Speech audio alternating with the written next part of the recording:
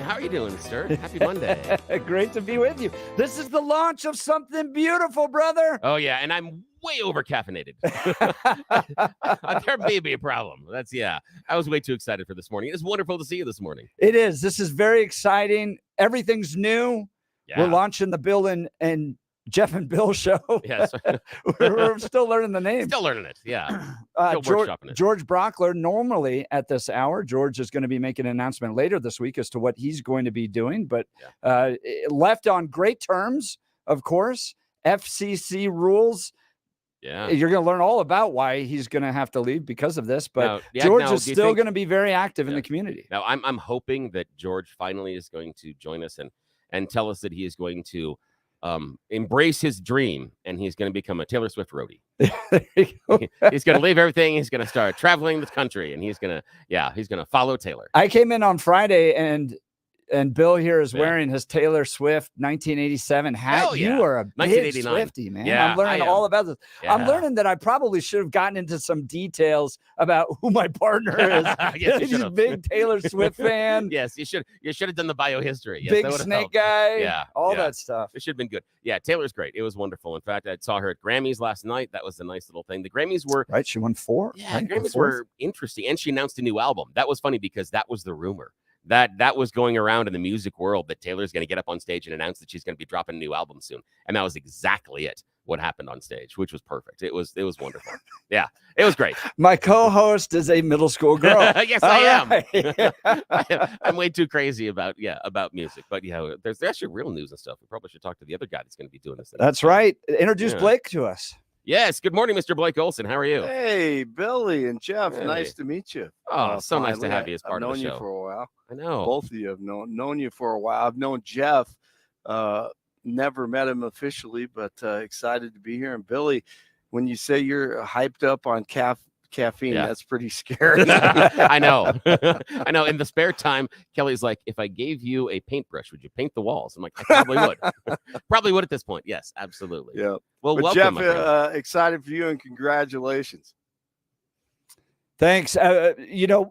My kids one time asked me if I was famous. I said, no, I'm not famous to the general public, but to the radical left, I'm definitely famous. And so, Blake may have come across me in some of those many debates I've gotten into with people like Kyle Clark on Twitter, those types of things. But Blake, go ahead. Give us the news, brother. All right. And love your work at the Western Conservative Summit. So thank you very much for that. And right now, 22 and clear should be a great Monday. Coming up in Colorado on the Front Range today, highs in the upper 40s. The 7-10 5-day forecast is coming up. A man and a boy are dead after a shooting during a house party on Denver's far northeast side. Brian Hill has called the neighborhood home for 20 years, and he says violence like this is happening more often in the area. We all are concerned about all these issues going on in our, not just Green Valley Ranch, but our communities throughout the Denver metro area. It happened on North Orleans Court near the intersection of East 50th Place in the city's Green Valley Ranch neighborhood. According to Denver police, a group of uninvited guests arrived at the party and were greeted by gunfire. There were 6 total victims, but it wasn't clear whether they were all shot. 4 are still in the hospital and 1 in critical condition. Police have yet to announce any suspects in the shooting.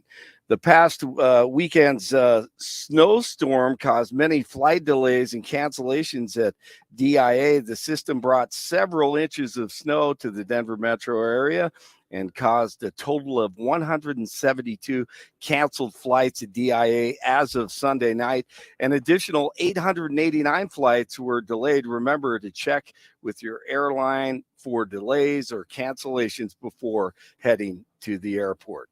The Supreme Court will hear arguments Thursday about whether former President Trump should be removed from Colorado's primary ballot, a case which will have implications for other similar efforts around the country. The argument to keep Trump off the ballot is that they say, violated the Constitution by committing insurrection on January 6th, 2021. Of course, political opposition say that he incited a crowd to go to the U.S. Capitol where a riot broke out. President Biden is skipping a pregame Super Bowl interview for the second straight year. CBS said on Saturday that the White House turned down the network's request for an interview with Biden before the big game, which is expected to be watched, of course, by tens of millions of people. It has become somewhat of a regular tradition for presidents to interview with the network that broadcasts the Super Bowl. What a surprise there. And the 2026 World Cup final is going to be held at MetLife Stadium in East Rutherford, New Jersey. FIFA made the announcement on Sunday with the final set for July 19th. The United States, Mexico, Canada will all host matches in the soccer tournament, and I'm certain that Billy is excited about this. I'm already saving my cash. I'm not just not going to travel. Are. Yeah, I've got my brother lives in Seattle, and they've got a couple of matches up there, and he's like, dude, he goes, you come up here, don't have to pay for the hotel. Oh, my goodness. Yeah. I know you were bouncing off the walls. I am. And heard about that. Jeff, I'm not a soccer guy. I can't handle it. But, 90 minutes score 0-0. No, not 0-0, 0-0. Yes, 0-0. Get it right. Yes, that's wonderful. And a uniform is a kit, Jeff. Yes, and the field is a pitch. Yeah. Although it's in fairness, I do think that maybe some of our professional sports should adopt soccer's attitude towards their kits or their uniforms, because you have traditional colors and you have a traditional home uniform, and then the away uniform, do whatever you feel like. I mean, literally, it goes crazy. I'm not that guy.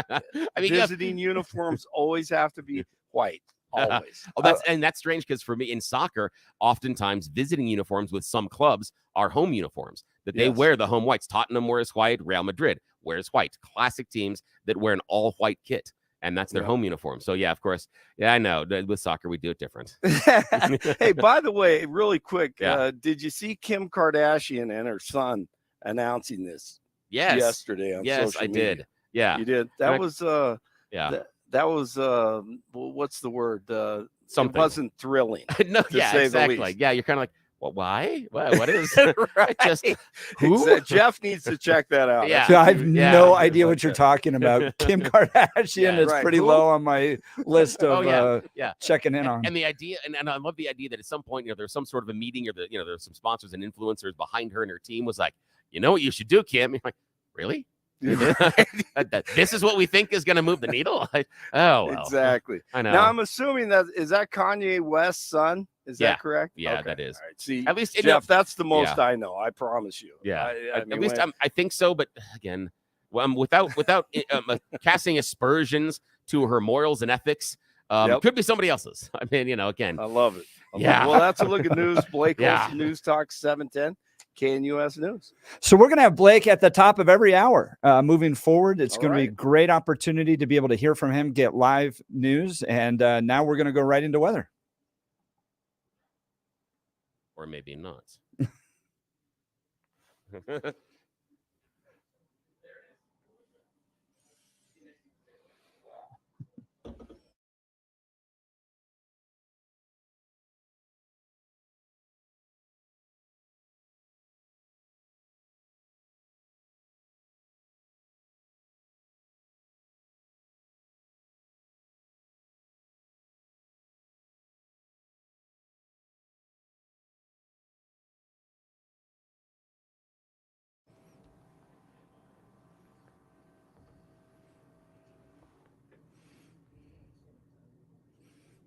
Here it is. Such happy music.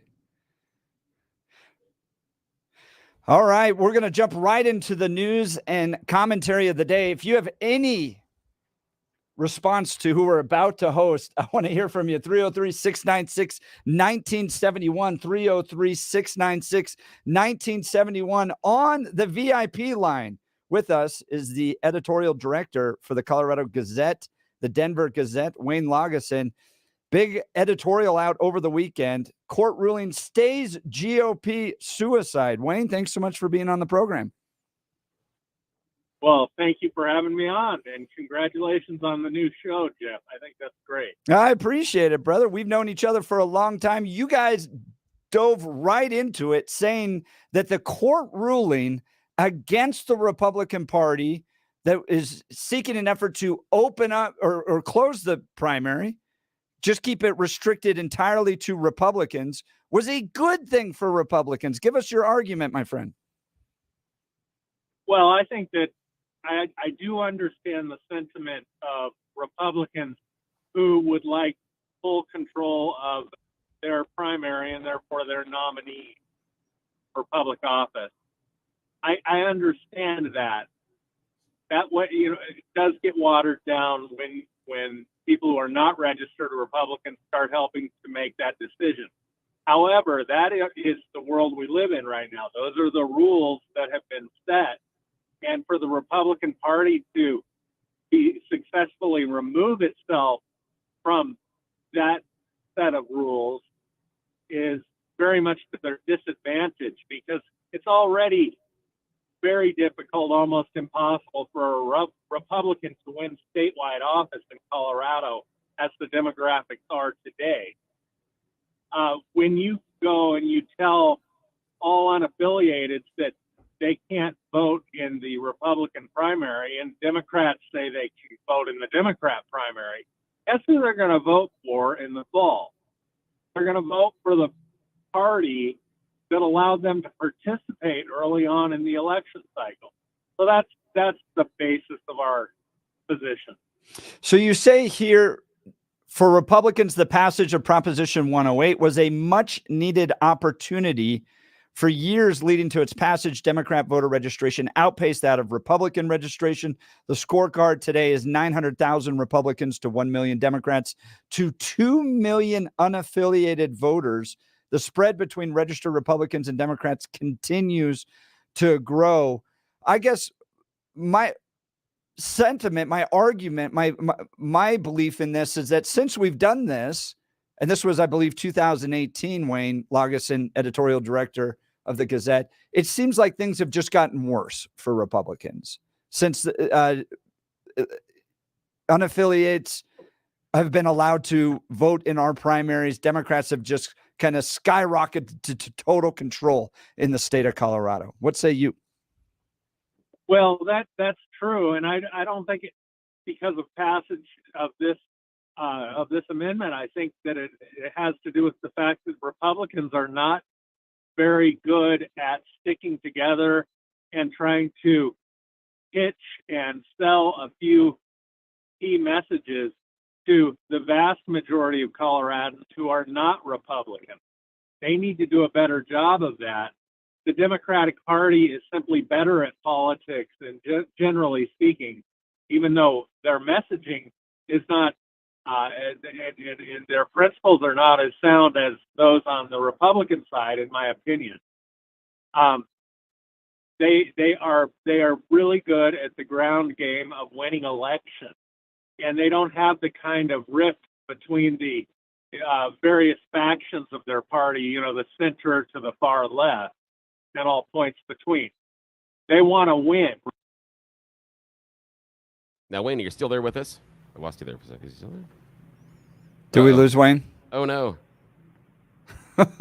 This is wonderful. First interview. This is great. I'm going to go to the phone, and I'm going to try to find Wayne. I'll be right back. Okay.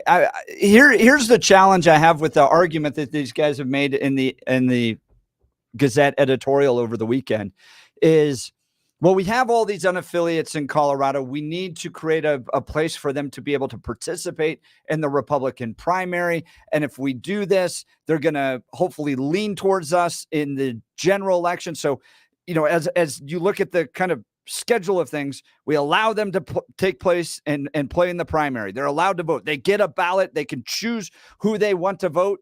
And then when the general election comes along, because they were active in the Republican primary, then they can be active in the general election.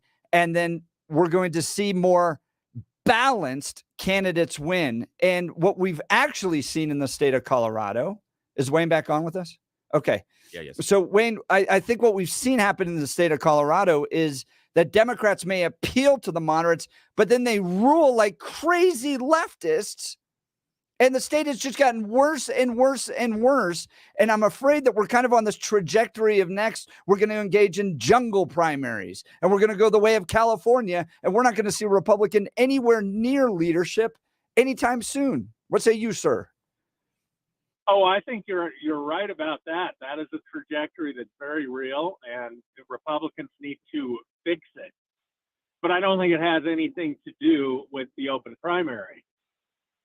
I think that it has to do with a fractured Republican Party and a Republican Party that cannot pitch positive messages to the vast majority of Coloradans who are not Republicans, as I have stated. We need, as Republicans, and I am a lifelong registered Republican and conservative, Reagan conservative, Trump conservative in many ways. So I'm not a particularly moderate Republican, but I do understand that it doesn't do us any good if we're going out with messaging that does not get Republicans elected. That's choosing to lose, basically, in order to get everything that we want, instead of what we realistically need to do is get some of what we want and come back for more every time, every chance we can. That's how Reagan did things, and that's how he advised Republicans to do things. Now, Wayne, I got a question for you. This is Bill Thorpe. Did you look into, when you're doing the editorial, did you look into the number of people that are crossing over either as unaffiliates or even as Democrats crossing over into Republican primaries or going the other way? Did you look at those numbers at all? No. Okay. I don't have data on that. Okay. I was just curious because it's kind of the conversation that you and Jeff have been having somewhat works on the fulcrum of, is undue influence being waived or used by people that are not registered Republicans or registered Democrats? Is there a flood of unaffiliated or Democrats coming over and playing in the other pool? And that's what is, basically poisoning the well. And so far, from what I've seen, I was curious about it because so far what I've seen, I don't see those numbers. I haven't seen a large majority of people that are really swinging any sort of a primary, either for Republicans or on the Democrat side. Either way, I just haven't seen it. I'm not saying it doesn't exist. I'm just saying the numbers that I've seen, I don't see that crossover. I haven't seen any evidence of it either, but then I have not looked very hard for it. I will say that the judge's ruling in this case was that the plaintiffs did not make their case that was happening. Right. The judge, if we trust the judge's opinion, this was a George W. Bush appointed judge, so you can, make some assumptions from that. But the fact of the matter is, he just didn't find that there was any evidence to support that. Wait, why do you think it is that we have so many unaffiliates in this state? Well, I think that a lot of people, and it's not just Colorado, throughout the country, are not, they don't feel that they're getting as much benefit from a political affiliation as they should. They're disheartened with both parties. So I think a lot of people just would like the opportunity to make up their minds, not based on party affiliation, but on the quality of each candidate, content of character, and their policy position. I'm not sure that's a terrible thing. Well, I think it's part of a larger social issue that's taking place where people just don't join things. They don't join churches. They don't join volunteer organizations. They're still active in their kind of sports teams. They don't ever really plant a flag. It's like this is my generation. I'm a millennial. And then, the generations younger, they're not willing to kind of step up. And I want them to, with regards to being a Republican. I kind of want them to go, this is what the party says. I'm going to be active in the party. I'm going to attend caucuses. I'm going to be engaged in the process of choosing who our party is going to be, and not just kind of go one by one based upon personality. I think it's important to be involved in an organization, a civic organization, like a particular party. I guess I'm frustrated over the whole process. The idea that you can just not be a part of a party and speak into who that candidate's going to be, because you're an unaffiliated voter, you get 2 ballots. You get 2 ballots. And so you could just kind of pick and choose without ever actually being involved with the organization that's overseeing the process. No, that's all true, and you get 2 ballots, but you can only play on one. You get, so that changes the dynamic a little bit. But with or without this open primary, Republicans have got to figure out a better, and they are doing better. But the reason that the Republican Party is doing better right now is everything you just said a little bit ago. I think it was you, Jeff, who said, how much damage the far left is doing to this state. Yeah. Well, the only upside to that is they have taken it so far that it's starting, the pendulum's starting to move the other direction. I was hoping that was going to be the case during this last election. I'll be honest, I've won elections. I'm a campaign strategist. I have a master's degree in campaign strategy. I've served on dozens and dozens of campaigns. I've won campaigns and I've lost campaigns. The most depressed I've ever been was after this last election cycle, when I thought for sure the voters of Colorado would go, we're going to swing back a little bit the other direction because crime's so bad, homelessness is so bad, drug overdoses are so bad.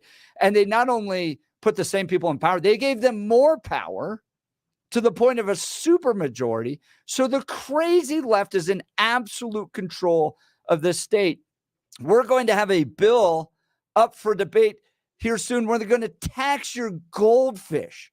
I can't think of a crazier thing in the entire state of Colorado with all the problems we're facing. And they're like, we're going to take on the really big problem now and tax your pets. And so I guess I look at all this and I go, it doesn't seem like the open primary is going to get out of it. I don't want those people determining who Republican candidates are. And so we can go into a general election and have that fight. But do you see voters really turning? Do you really think that Republicans are going to be more successful in this next election in the state of Colorado? I can't say for sure, but I certainly think it's going to go better than it did in 2022, because a lot more has happened since then. Everyone is fatigued by this border crisis. Yeah. And in 2022, we didn't have anything approaching this problem of buses of migrants showing up in Colorado. And that is now spread out of Denver, and they're showing up in Colorado Springs and even some small towns on the western slope. Now, Wayne, this is interesting. Now, I just want to explore something, Bill Thorpe here, because I love the fact that you brought that up. Now, if you don't want to touch this, I understand if you don't want to get into the discussion. But what do you think the impact is of the current discussions and negotiations over the border? And what I'm focusing on is the offer from Democrats to at least do something after doing nothing for years, but then the Republicans saying, no, we shouldn't do anything for another year until after the election. How does this idea of a migrant crisis and the border crisis work if one party that has said it is a crisis turns around and then says to the electorate, we really don't have to do anything for a year? Are they eroding their potential for the election coming up? Are they hurting their position? Again, you don't have to address it if you don't want to, but I thought it might be interesting. I think that they could be hurting their position a little bit, but people blame the president for this. That's fair. He's the highest ranking Democrat in the country, and the president could stop this problem with an executive order overnight, and he doesn't. And they also realized that he campaigned on this. His first day in office, he said, "Look, we're ceasing construction on the border wall," and he effectively welcomed people from everywhere south, every country south of our southern border, and from all other parts of the world. It turns out we've got a lot of people coming in from Somalia, from China, from everywhere. It's insane. Well, that's great. You're exactly right. You're exactly right. Yeah. Go ahead. Continue. Yeah. And I just think it's reached a point where it starts to play pretty heavily in politics, both, up and down the ballot. I think you're absolutely if I'm right. wrong about that, then I lose all hope. Really.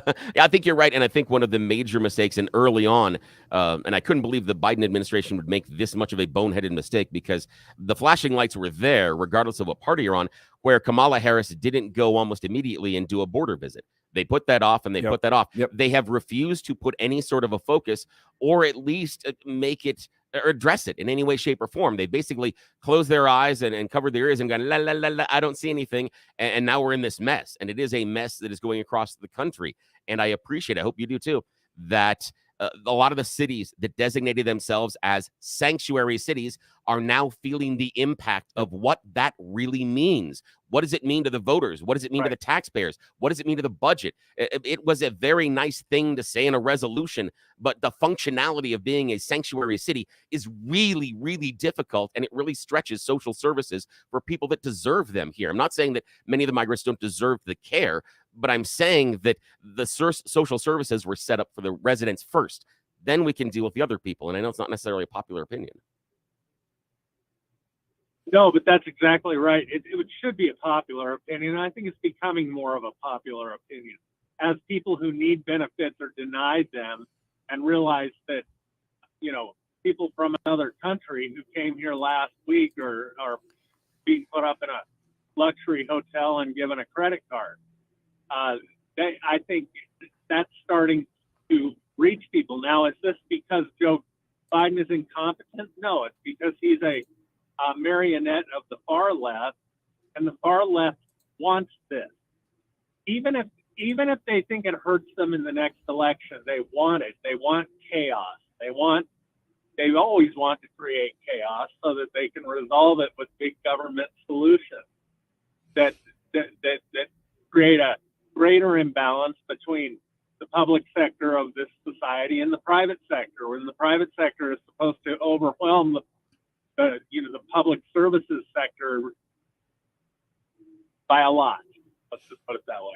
Wayne Laugensen, the editorial director for the Gazette, with a spicy editorial out this weekend. Court ruling stays GOP suicide. Wayne, I appreciate you being on the program. Hey, Jeff, thanks. Bill, appreciate it. Good luck with the show. And I can't wait to go to Western Conservative Summit again this year, which you have done a great job. I appreciate that, brother. We'll look forward to hosting you there. The Gazette really doing God's work, keeping the Denver Post and, the rest of them at bay, and actually providing some balanced editorial and reporting content. I disagree with the editorial. I think it should be a closed primary. I think that if you want to be involved with a party, join the party. If you want to be a part of determining who the candidates are, join the party and be involved with it. But people of goodwill could disagree with this. And what I want to know is, and this is what we can discuss with callers, texters, and yourself afterwards, coming back, what's the harm? Don't get into it now, but what's the harm of having those independents come in and play in your pool? I'm really curious. What's the harm? Give us a call, 303-696-1971. That's 303-696-1971. Are you in favor of an open primary or opposed to it? Text us on the 710 KNUS app. We'll be right back after these messages with the Jeff and Bill Show.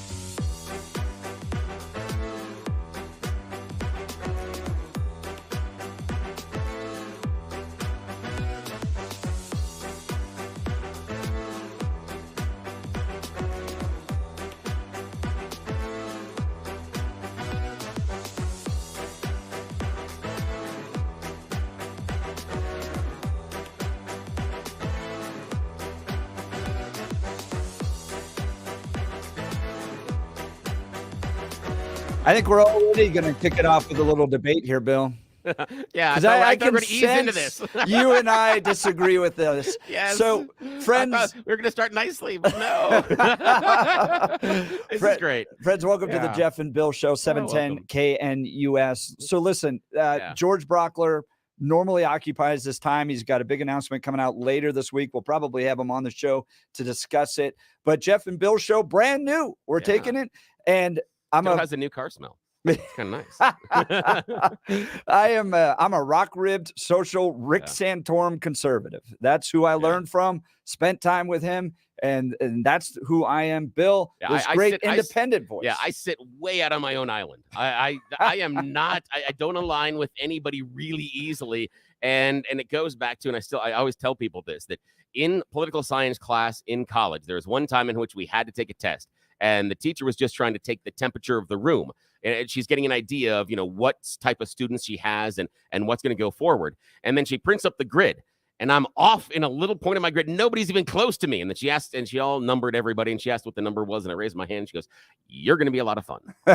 So yeah, I don't think that I have always the right answers, but I do think many times I've got the good questions. You do have good questions. That's exactly right. And this is very much kind of like a Thanksgiving Day dinner table, right? We're family all here at 710 KNUS, but different opinions. And we need this in the state of Colorado. You really have nothing else like this on any radio station anywhere. Speaking of that, we're also online. You can go to the 710 KNUS YouTube channel, also on Rumble, and you can see Bill and I. Yeah, if you want to make poor choices in your day and start off with a little bit of you can join us.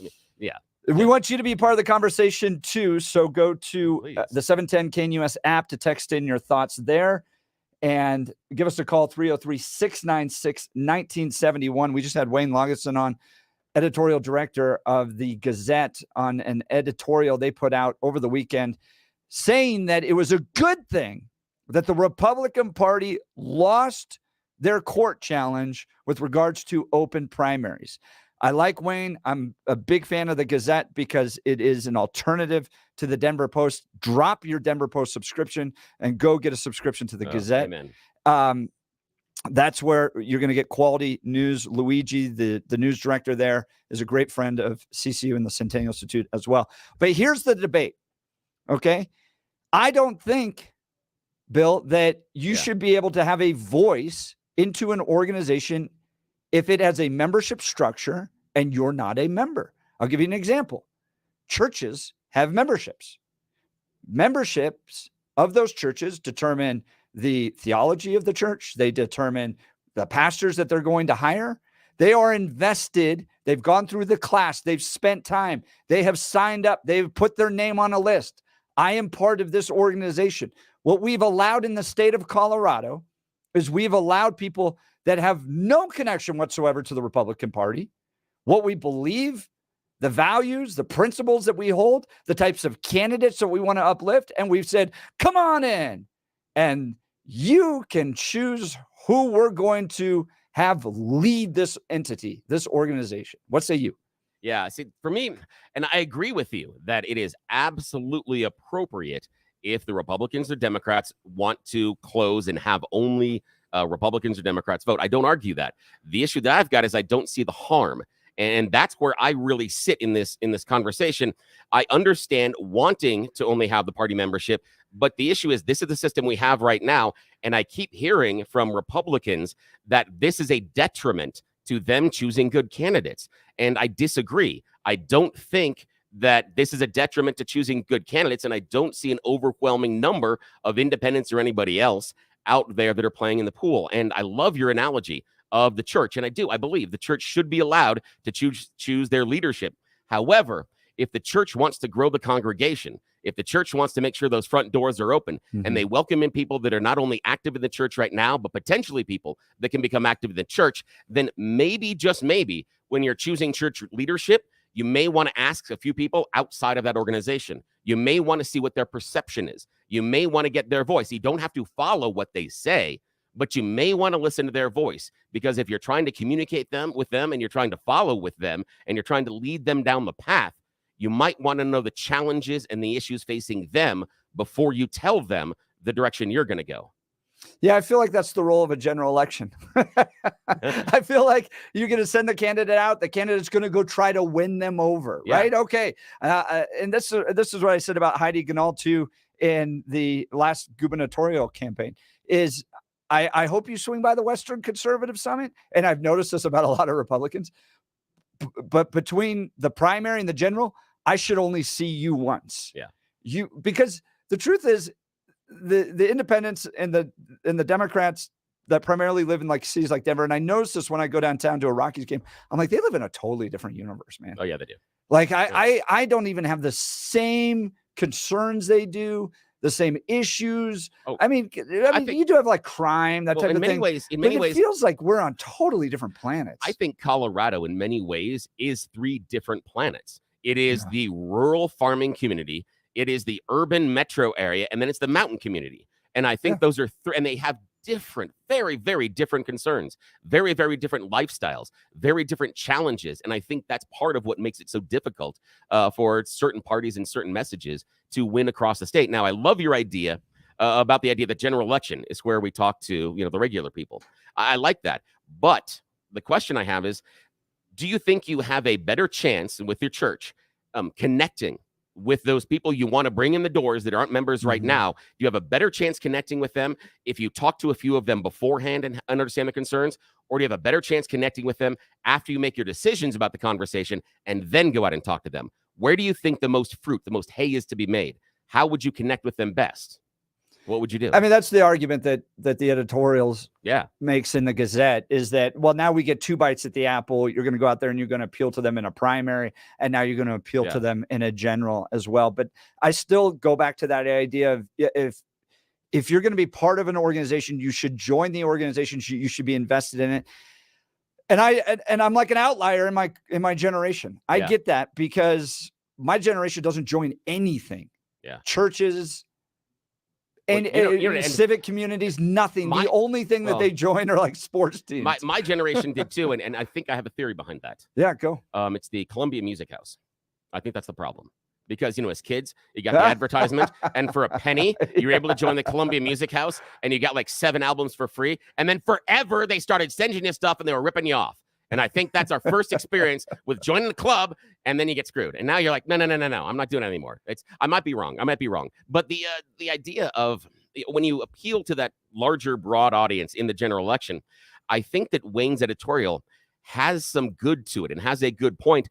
When if you can get that person that is an independent that you needed in general, if you can get them to choose a candidate on your side now, again, making sure that's genuine. I'm not talking about crossovers, which I don't see a large number of. But if someone genuinely is an independent or even a Democrat and comes over and votes and it's a genuine vote inside the Republican primary, they are psychologically much more likely to support that person in the general. You're getting them on the team earlier. So I think there also is a psychological benefit. Now, again, I would not argue with you ever saying if someone comes in and goes, we got to close down the Republican primary, only Republicans vote. Fine. You do you. I'm okay with that because I'm an independent and have been for 2 decades. But I think that there isn't necessarily the harm. What I don't see is the harm that is being perpetuated by the Republicans, why they say they need to close the primary. I don't see that as a harm, and I think that it will constrain the Republican Party's ability to get better general election candidates because right now, many Republican messages are not resonating with the larger electorate. And there are lots of reasons for that, but maybe listening to that larger electorate might help you shape those messages and get those more acceptable candidates. Might happen. Rumors out there that we may be pushing towards a jungle primary here in the state of Colorado. What's your thoughts on that? That's a weird one for me because what I don't like about it is I don't like a default second or third choice from me. I dislike that. I understand why. I understand the efficiency behind it. But what I dislike is you gave me a group of people and I picked one. If my one person isn't there and this is my second, well, what's that next population look like? Because tell you what, if a couple other people drop out, maybe my number 2 is not my number 2 anymore, given the people that are left. I should be able to choose again from that secondary group if we want to go that way. I have a real problem with the idea of let's say that people pick their favorite 2 NFL teams, one in the AFC, one in the NFC, and then we pick a number 2 team. And then we go ahead and based on the number of votes, we then consolidate that, and then we only have a few number of teams left. your number 2 team may not be your number 2 team anymore based on the teams that are left. That may not, or something else could have happened. And you're like, oh, at the time that I filled out that ballot, I like this person, but something else happened. Or someone that I didn't like first has proposed something. I was like, oh my gosh, that sounds really cool. And I agree with that. And now I'm going to flip over. I don't like locking in the second choice.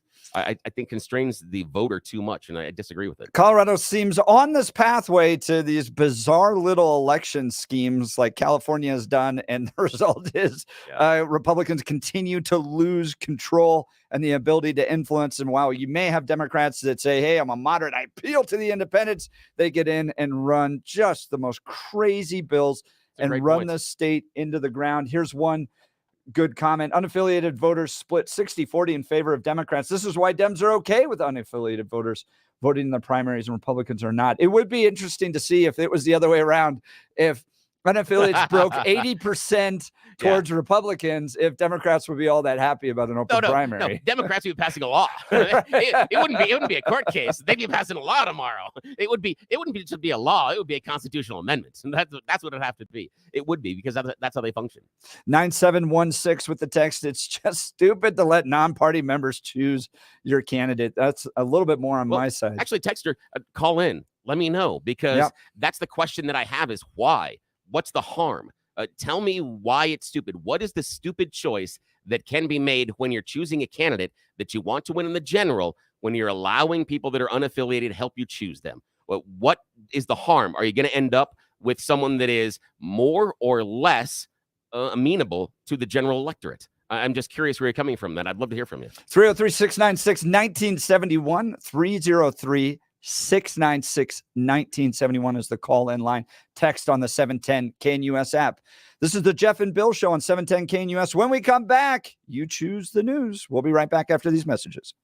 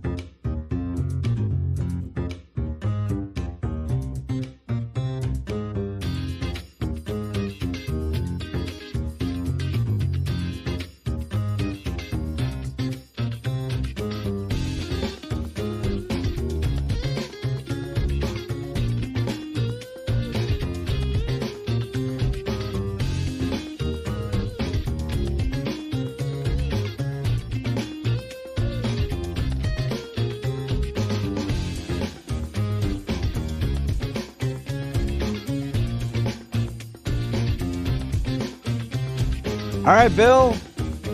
Yes. You choose the news. Yes, I know. We got lots of cards, letters, emails, and despite all of those, yeah, we're doing this again, people. It is time for everybody's favorite fake radio news game show. You choose the news. We have scoured the interwebs for mere moments to find really stupid stories about us humans to play this fake radio news game after giving them really dumb headlines. Why? Because most of the time the people in charge don't know we're doing this. But Kelly's right down the hall, and now I'm afraid I'm going to get a talking to Lock for this. the door. Yes. All righty, sir. Here are your choices this morning. Headline number 1, fancy a career change.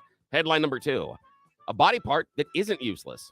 Headline number 3, are we wasting 24 hours? And headline number 4, what do you think he was going to do with it? All righty, sir. Your choices yet again. Fancy a career change. A body part that isn't useless. Are we wasting 24 hours? And what do you think he was going to do with it? So my kids literally last night asked Yes. me what the most useless body part was. So I'm going to turn Yes. it over to you. According to some of the textures, it is my brain, not yours. But I will not take that personally. Now, what we're talking about is the science hippies have discovered that little thing that we call the appendix is actually not worthless. Oh, there Due you to go. some new scientific discoveries and super powerful microscopy thingies and stuff like that, the guys in the white coats have discovered that your appendix is vitally important for the gut health, your lower intestines and bacteria. What it does is the appendix acts like a staging area for both tissue and for good bacteria.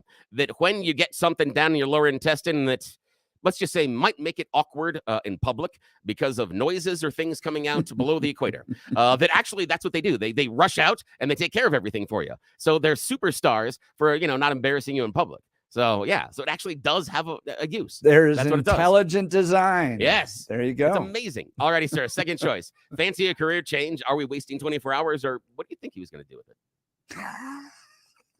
I'll go with that last one, man. Okay. I got to. Now, what do you think he was going to do with it? Here we are talking about the manager at Chick-fil-A at the Minneapolis-St. Paul International Airport. Mr. Timothy Hill, 36 years old, seemed to overachieve in one aspect of his job recently, and that would be embezzlement. Oh, Yes. no. Chick-fil-A? Yeah, Mr. Hill was able to embezzle more than $140,000 in 12 months. It was my from pleasure. Chick-fil-A. It was my pleasure to Yes. take all your money. Yes. Now, the fun thing is what did he do with it? You knew this before I started the story. He's skimming money from the people that serve the Jesus chicken. So, of course, he's spending it on porn, liquor, and gambling. 3 of the deadly sins. Dude, Yes. it's like so hard to become a manager at Chick-fil-A too. I can't believe know. this guy. I know, but the idea Wow. that what he did is he ticked off 3 of the major sins when he took the money from. I mean, that is just that's too perfect. But of course, he spent a lot of money, especially on people in the OnlyFans account. And the only thing he was kind of missing was gluttony. That'd be about it. But other than that, alrighty, sir. 7 deadly sins. I know. Now, final choice this morning. Fancy a career change, or are we wasting 24 hours? Are we wasting 24 hours? Are we wasting 24 hours? This is a really good conversation. A man in England wants to cheer everybody up because he says celebrating leap year on February 29th. Well, it's stupid. He said it's the middle of the winter. No fun. Who likes an extra February date?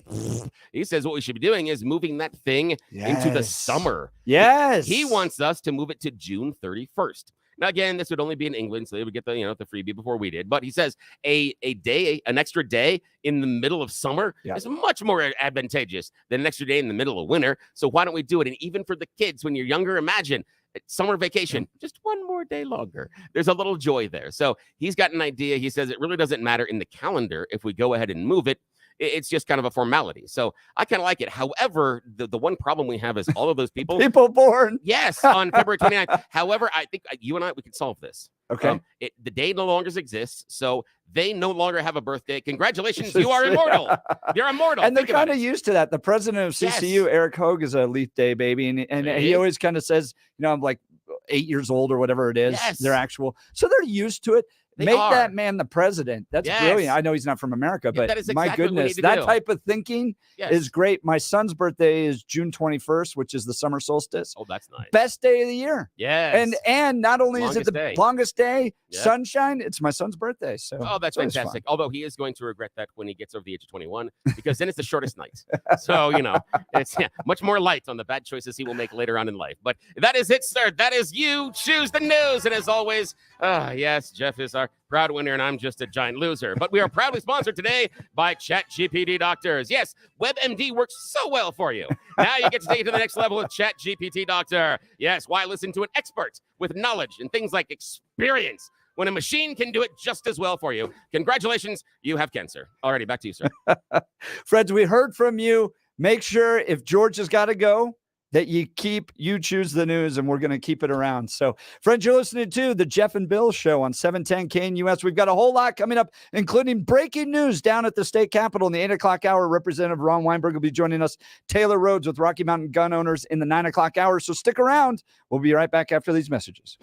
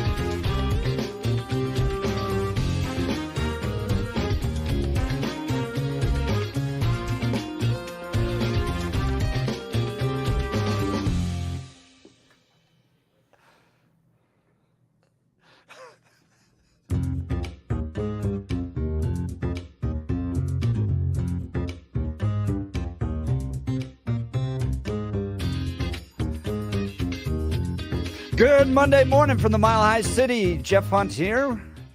Bill Thorpe. The Jeff and Bill Show. You may be wondering where George Brockler is. Where's George? Well, George is going to be making a big announcement later this week on the show.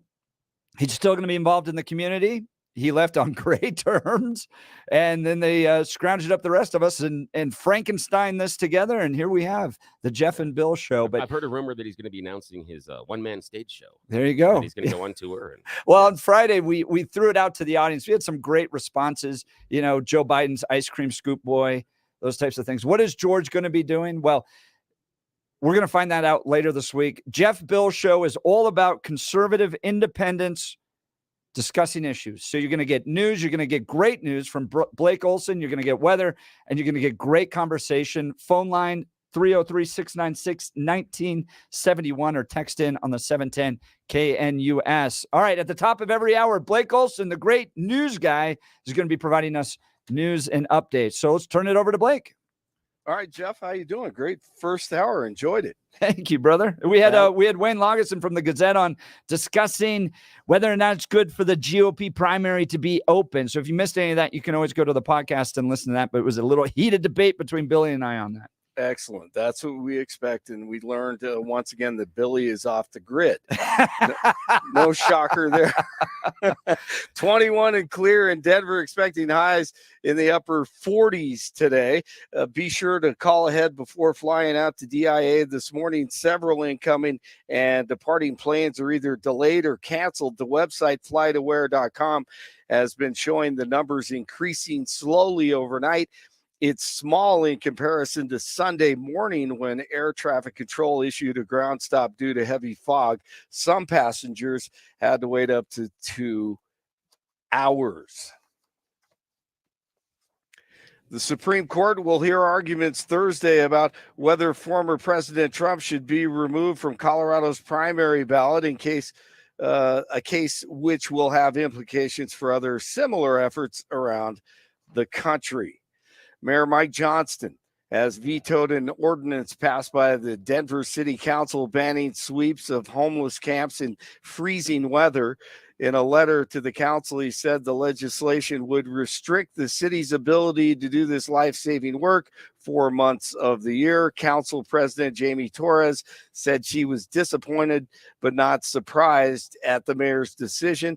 House Keys Action Network Denver, a local nonprofit organization that advocates for unhoused people, protested the decision Saturday on the front steps of the city and county building and called the council to override the veto. A 13-year-old boy has been arrested in connection with last weekend's fatal RTD bus shooting in Denver. Police say the boy was taken into custody on Thursday, and he's being investigated for first-degree murder. The shooting happened last Saturday on a bus near Federal Boulevard and West Mississippi Avenue and left 60-year-old Richard Sanchez dead.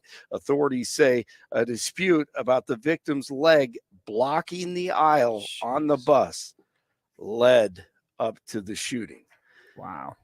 Yeah, exactly. Wow is right. The stars came out for the 66th annual Grammy Awards on Sunday. Taylor Swift made history with her fourth album of the year, with the win on for Midnights, but not all the action played out on stage. That's Midnights, by the way. Rapper Killer Mike. I have no idea who Killer Mike was. He left the event in handcuffs, police say, in connection with a physical altercation. What a shocker. He was later released and ordered to appear in court to face a misdemeanor charge later this month. We on that note, Blake, we had Killer Mike's people approach us at the Western Conservative Summit about having him perform at the Western Conservative Summit. He has done an entire rap song on how awful Reagan was. I was like, Killer Mike, we might not be the best audience. So he has an entire rap on Reagan, an entire rap on Reagan in the 80s and kind of anti-police and all that stuff. And they approached you. They wanted to perform. Yeah, they're like, hey, we want to play at the Western Conservative Summit. And I'm always open to the idea of like these, because, we've hosted Jared Polis. Yeah. I always like these kind of news-making opportunities at the summit because it's fun, right? You wouldn't expect that. But then looking at his back, I was like, my audience, they kind of like Reagan. But at the same time, see, you could probably sway them and totally change their opinion of conservatives. Yeah, come on. And I'll tell you what, after you do your rap and everything, let's have a debate. And let's see if we can talk about the issues that you're rapping about. So there you go. No, I think that is fascinating. Hey, NBA tonight, the Nuggets take on the Lakers, I should say, on Thursday. They beat the Blazers last night, 112-103, and the Avs at the Rangers tonight. They dropped the puck at 5:00. That is fascinating. They contacted you. Yeah, they did. I thought you were joking. I thought No, this was a Billy Killer Thorpe Mike. joke. I actually had to go look at all of his rap songs. So I was like, how Wow. crazy is this actually going to get? And I was like, oh, dude, you did a whole song against Reagan. Personally, I'm surprised that they reached out to you only because the Western Service, that's not his audience. Right, I mean, right. that's one that really surprised me based on his booking agent, because oddly enough in this conversation, there's one of us that knows a lot about Killer Mike, has his music, and honestly is a big fan. I mean, Killer Mike is one of the two guys in Run the Jewels. Run the Jewels is phenomenal as far as a rap group. They are unbelievable. So you're saying we should? No. I would not recommend that ever. No. You made a very smart choice, sir. Very, very smart. Even the fact that you weren't really acquainted with his music. No. Very, very bad choice. It would not have resonated with the audience. It would have been a car crash. Although, if you're going to do it, please let me know, because I am coming and I'm going to videotape it, because I am going to go viral because of just the reactions. Our core audience. So people often ask me, we have a There's lot of no different way. demographics that are part of the summit. We have young kids, all this stuff, but the core audience is 65-plus-year-old women. Yeah. That's who. So Killer Mike, they're going to Run the Jewels. But I will tell you, the most fun we've ever had at the summit, like people on top of their chairs, falling on top of tables, having such a fun time, was Diamond and Silk. When we hosted Diamond and Silk, they pushed it to a whole nother level. So my audience can, they can go places they aren't normally. Are Diamond and Silk, are they still on tour? I think the Diamond of Diamond and Silk passed away. Yeah, she just kind of out of nowhere. But those two, they were sisters, and just hilarious. And they just went after it. And even went to a few inappropriate places, but our audience couldn't hold it. But if you want to talk about the time when the room was on fire, was with them. Blake, I got a question for you. Yes, sir. You are the voice of the University of Northern Colorado football. Is that right? Right, that's correct. So, UNC Bears. So you'll hear Blake's voice. He's going to be a part of this show. Denver Post had an article over the weekend. They essentially calling Deion Sanders a false prophet and a huckster. Well, I mean, is that news? What do you think about that? Everyone uses grit. Now, I had the privilege, it was a privilege to cover the Dallas Cowboys in the late 90s. I worked for a CBS affiliate down there. So I covered Deion Sanders and the Cowboys when they were winning world championships before I came home to Denver and did the same thing with the Broncos. But Deion Sanders he's a salesman. I mean, that's what he is. You could call him a grifter. I will. I'm not a huge fan of his. I think he does some good things, but he contradicts himself at the same time. I mean, I could talk about this for hours, and maybe we will someday. But I think I don't know if his heart's in the right place. I would agree with a lot of people who say that he's a dad who wants to see his son succeed, and that's what he's doing right now.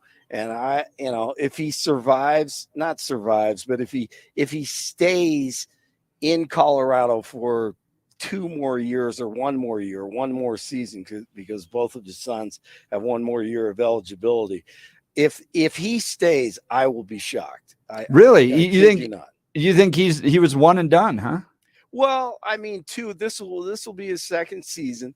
And Shedeur is eligible for the draft next year, the quarterback, and then his other son is a safety, and he's eligible for the draft. And I cannot see him just throwing everything into CU football after those 2 guys leave. I just can't see it. I mean, based on what I've watched on social media, on YouTube, one of his sons, shoots everything.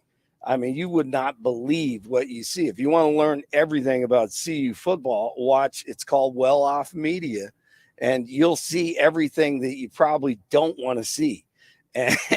And I would be shocked if he stays around. Now I know he's saying that he's here forever and this is where he wants to be. Well, he has to say that, and I wouldn't be surprised if they win games this year, 6, 7, 8 games. They're in the Big 12 now, a totally different conference.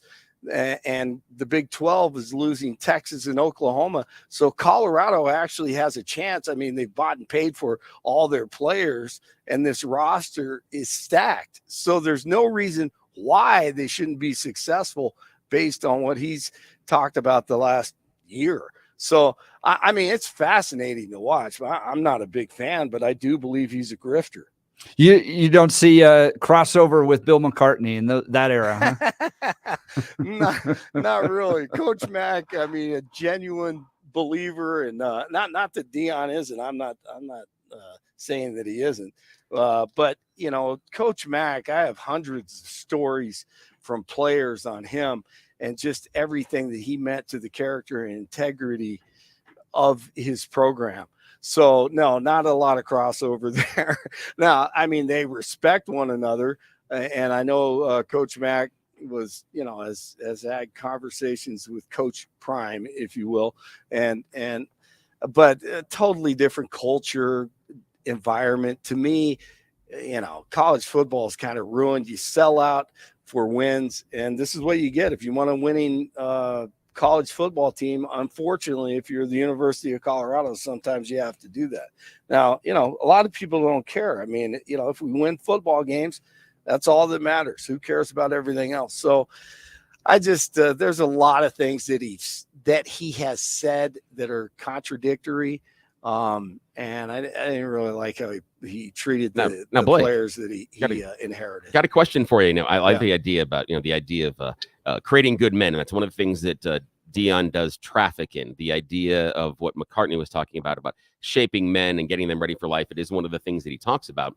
But I think it's interesting as far as the how he goes about shaping them and some of your impressions, about the example that he's setting for the guys. I mean, I think that's really interesting because, what is the example he's setting?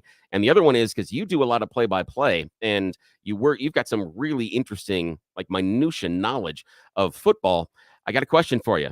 Do you think that Coach Prime can actually coach the X's and O's, or is he a motivation guy and has somebody else take care of the X's and O's? Like, just your opinion. What do you think? Oh, I don't think he's an X's and O's guy at all. Yeah. I mean, when he was a he's a Hall of Famer. He's a professional football Hall of Fame, Hall of Famer that shut down half of the field and was a one-on-one guy when he was a player. However, a lot of head coaches now aren't X's and O's guys per se. Their coordinators are X's and O's guys. And that's the way it should be. A lot of times, head coaches just, they give over the X's and O's to the coordinators. That is their job. There's enough to manage other than just the X's and O's. That's smart. So I don't think he is. However, he has hired great coaches. His coaching staff is excellent. Yeah, that's for me is that the test of a really good head coach is how good is that staff. And I like the idea that you talked about how that some of those coaches struggle with some of the X's and O's. I think Fangio was one of those that was really good at the X's and O's, but then the larger execution, I think he really struggled with that overarching execution. There are some other good examples. I think Bill Walsh, phenomenal at that overarching executions. And one of the things that I always remember Bill Walsh talking about was when he got mad at a player doing something wrong, he would go over and he would yell and scream at the position coach, not at the player. And then when asked why, he said, because it's the position coach's job to get that player ready. However, they need a relationship with that player. If I come over and start yelling at the player, now I'm getting in the way of that relationship. But more importantly, and he said, this is it. When I get mad at the guy that's coaching him, he wants to do better for his coach. He goes, it's a roundabout way of motivating the player to correct the problems without yelling at them, because he doesn't want his position coach to get yelled at again on the sideline. So he better straighten up and fly right. Otherwise, he's going to put his guy that he cares for and that he's working for in harm's way. And I think that was brilliant. And that was a great way to look at it. No, I think that's a great point. You have to be able to coach the coaches. And Mike Shanahan used to, say that all the time in the late 90s. And it is true. But there are some great X's and O's head coaches, but I would say most of them are great CEOs, and at this point you have to be a great recruiter, of course. And with NIL, you really have to it's a whole new game. The personalities, if you will. It's a whole new game. Well, I like the fact that he wears a cowboy hat and talks about Jesus and the left can't do anything about it. So that makes me happy. No, you're right. That's what's contradictory about it. It's so difficult for me because I love the cowboy hat. I love Jesus. and you're right. If you and I went in there, the ACLU would be, knocking on our door. That part I love. Absolutely. But, it's a fun drama, no question. Blake Olson, the voice of the University of Northern Colorado football, will be providing news at the top of each hour on the Jeff and Bill Show, so be sure to tune in for that. And weather. Bill, let's hit up the weather here. Thanks, Blake.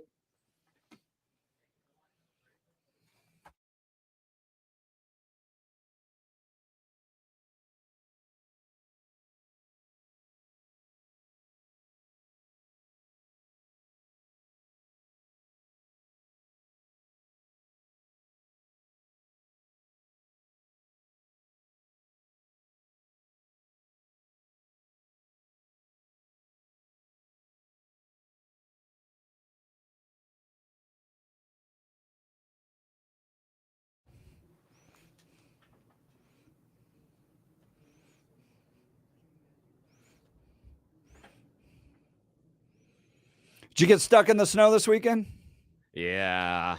But the thing is, here's the weird part, man, is we're transitioning. It's into February. And everybody who's been in Colorado for more than 2 seasons, 2 winter seasons, knows that it is the soft, fluffy stuff up until mid-January, and then the water. Wet. And now it's heavy. It was wet.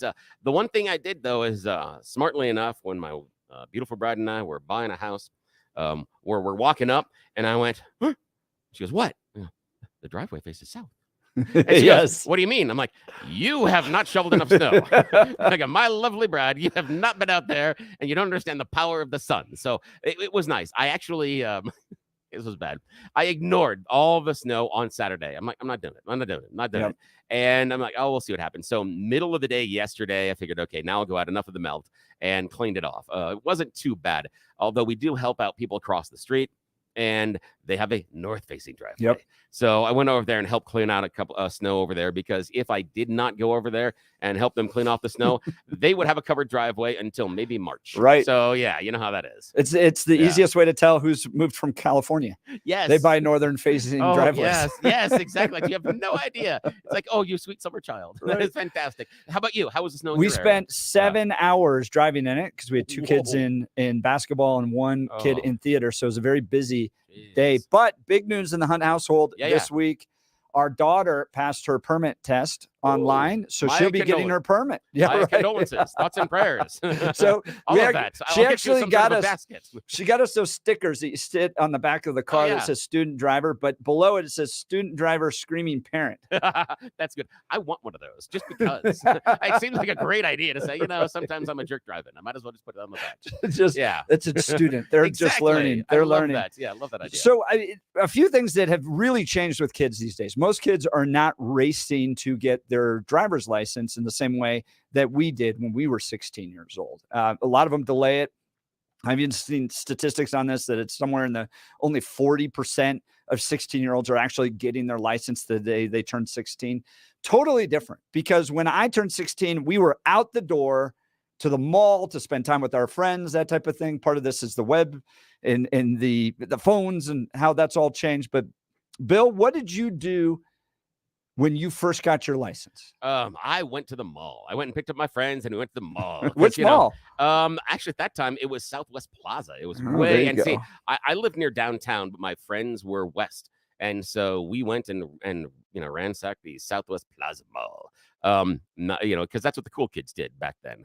And the thing for me was it was freedom. That was Exactly right. was the driver's license. It was opening the door to get out and to be away from the family and to do things yourself.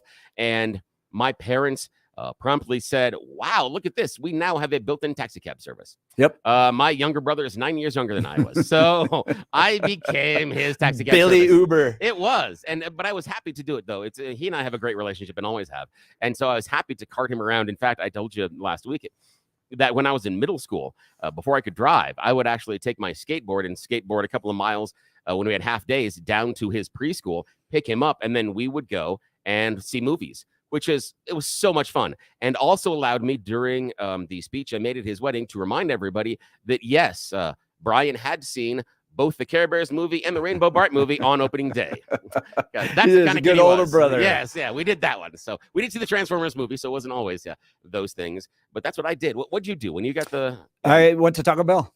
Oh, now how quickly on the 16th birthday did you get on the birthday day after or what? That morning, Mom took me Yep. there, dropped me off, got the license. So Yep. we had the two separate cars. Yeah. And from there, I was able to go straight to Taco Bell.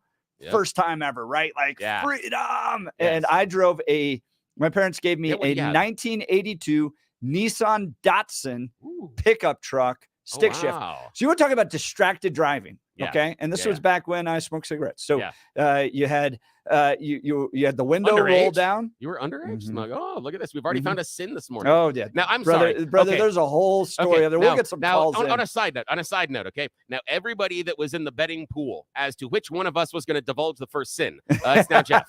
So collect your prizes later, just so you know. There you Okay, go. we'll get to mine All right, later. All right, so so you continue. got the Nissan Datsun stick shift. So you're working 3 pedals, the roll down window, the tape deck that you got to put the CD connected on the wire to the tape deck. Oh, yeah, All of that's yeah, going. yeah. You have the big Bible of CDs with like Oh, 200 yeah. CDs that you flip through.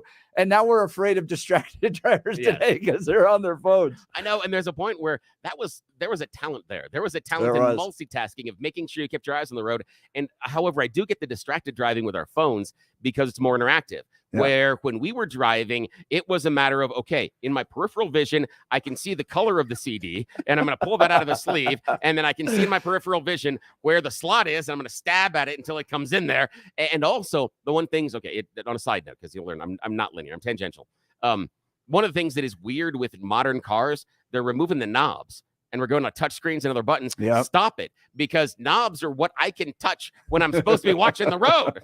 Stop that personally, please. Give me the knobs back. So I got my license the day of the 1998 blizzard. Oh no! So do you remember that October 24th I do. Yes. of the blizzard? Oh my god. So I come home after school and I'm like, Dad, I want to go to the mall with my buddies, and Park Meadows had just opened. He's like, I don't feel good giving you a truck with no airbags. Like, yeah. so you can take my Ford Explorer. Ooh. So the hill down Yosemite Yeah. on the backside of Park Meadows, we slid down. First day driver's license, slid down within 2 inches Yeah. of the car in front of me. And you're just thinking, like, I'm going to have to call Dad. Yeah. Like, I'm 16. Do you call the police? But Yeah. there's this thing called a weather alert. And I still, to this day, can't believe my parents were like, yeah, take our car. Oh yeah. First day. Yeah. First day. Take our car and go to the mall in a blizzard. Best of luck to you, son. Yeah. Exactly. There are times we look back on our own parents' decisions. And you're like, wow, that was interesting. That's, okay. And I appreciate the love and support you had for me, Right. but wow. Okay. Right. Yeah. I had the same thing, but a little bit different as far as, driving around. And the wintertime, I was spring. So I got through the summer and everything else. And I drove a station wagon. And so it wasn't necessarily that cool. We did okay. But a buddy of mine, he had, geez, what was it?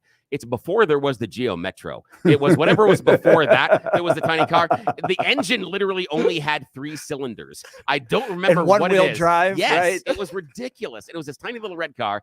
And his father was a pastor, and that's that was the church car and everything else. So when we got our driver's licenses in the first winter, we might have gone down, and it is now I think it's the Calvary Temple Church that's on the corner of Alameda University, right there near the Cherry Creek Mall. We went into their parking lot and did lots of donuts. Yeah. Lots and lots of donuts because the car can't go that fast and it's tiny. And so we kept changing out. Your turn.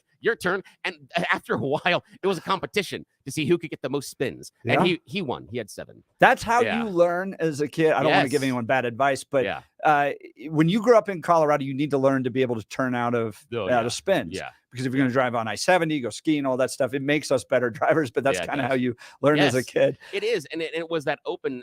And it was, my father had actually talked to me beforehand and said, about, I didn't go, hey, Dad, I'm going to go do something stupid. Right. No, that wasn't it. He had talked to me beforehand, and he had done a lot of winter driving with me because I'd had the permit through the winter. And so that is really nice. And like your mom, my dad was the one that took me down to the DMV that morning, 16th birthday, that morning. And then he brought me back to the house and dropped me off, gave me the keys to the car, and then I drove myself to school.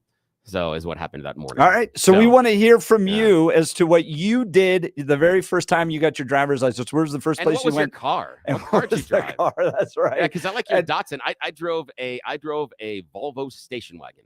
So I was picking up all the ladies. Yeah. Yeah. There you go. They were just like, dude, they were just so happy that you could take them places. Yes, exactly. So, that was basically. And then how long was it until you got in your first accident? 303-696-1971. You had to bring that up. You had to bring that one up. That's why parents give you the station wagon or the Datsun, because you're going to bump into things. Yeah. Let's take a break and I'll tell you about how I got into an accident way too quickly. To the point where my dad looked at me and was like, really? I'm like, have you met me? He's like, yeah, okay. Yeah, that was a tough conversation. Yeah, I'll tell you about that in a second. 303-696-1971 or text in on the 710 KNUS app. You're listening to the Jeff and Bill Show on 710 KNUS.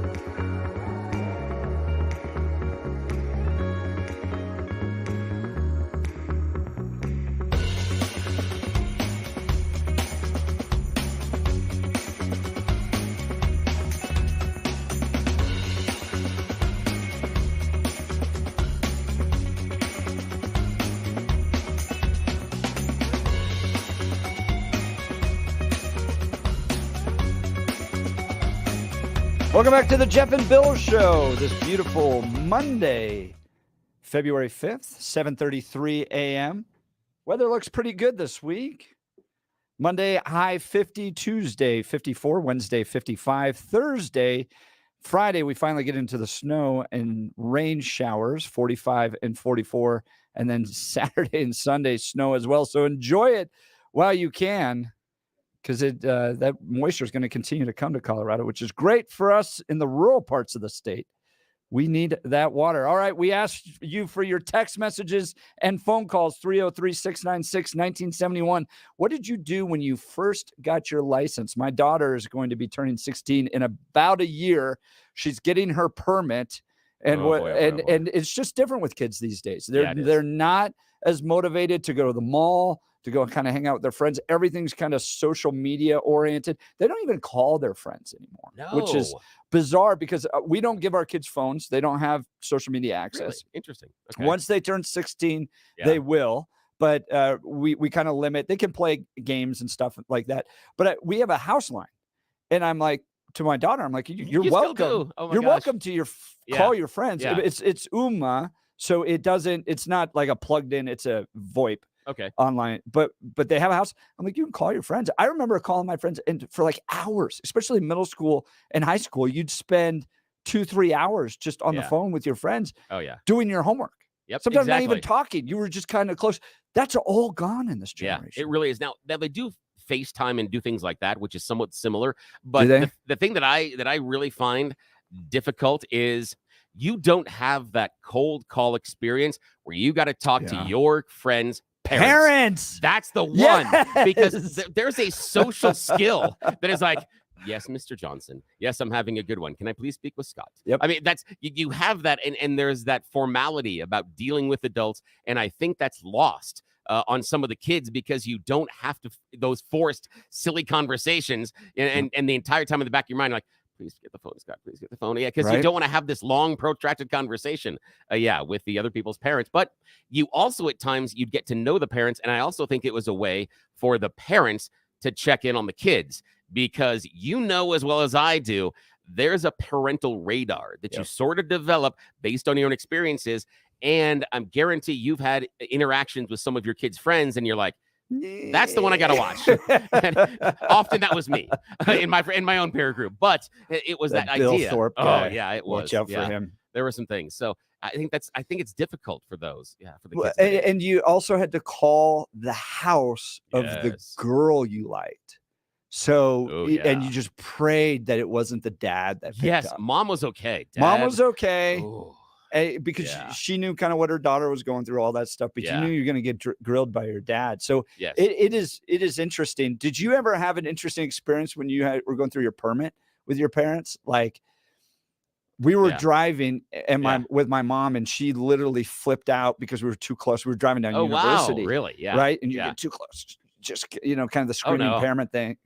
And you just pull the car over and you're like, I'm done. I'm done. Oh, It's all no. yours. Right. No. There's no brake over there for mom to Oh, deal gosh. with. Yeah. So You're she's just stomping yelling the and fake brake. Yeah. all that stuff. No, my dad was the one that spent a lot of time with me in the car. And I appreciate his approach because, in fact, I can't believe I say this. My kids say that learning to drive with me much better than learning to drive with my wife. Because she's a little higher strung and she's more like, do this, do that. And my father's approach was, well, you're going to learn. And so the idea that he will let you, he would let me make mistakes, but not get mad, but he would prevent the accidents. But the idea that if I make a mistake and someone honks at me while we're driving around, you're going to learn. Yeah. I mean, those type of little things. And you're going to learn that, oh my gosh, I'm going to have to step on this brake a little bit harder, a little bit quicker. Maybe I need to start braking because that was close because I got real close to the car in front of me, learning those. And one of the things I talk to my kids about is the worst thing in the world. I wish there was a movie you could watch. I wish there was a video game you could play. I wish there was something that would show you how to drive a car. But unfortunately, it's got to be done in the real world. And Gran Turismo. It is, yes. And I saw the idea. I didn't see the movie, but I understand the idea. But however, the kid was driving already. Wasn't a new driver. And that's the issue. That's right. With new drivers, you have to learn the physics involved in the driving. And let me give you an example. This guy right here, first accident I got into was specifically because I did not understand the physics of driving well enough. I was able to get in my first accident. I've always been a bit of an overachiever. Day 11. Day 11. 11. Yes, I didn't make it. I didn't make it a license fortnight. Is still warm. Yes, I didn't make it a fortnight. Not even 2 weeks. I got in an accident 11 days. Wow. Yeah, and it was over near Alameda, Monaco. And the issue being, I'm going east, coming down Alameda, right near Monaco.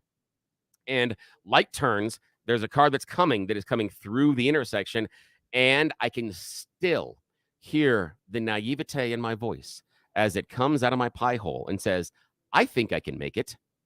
Nope, not at all. Couldn't do it. Oh, no. So I go left as the car's coming through, and I clip the rear quarter panel.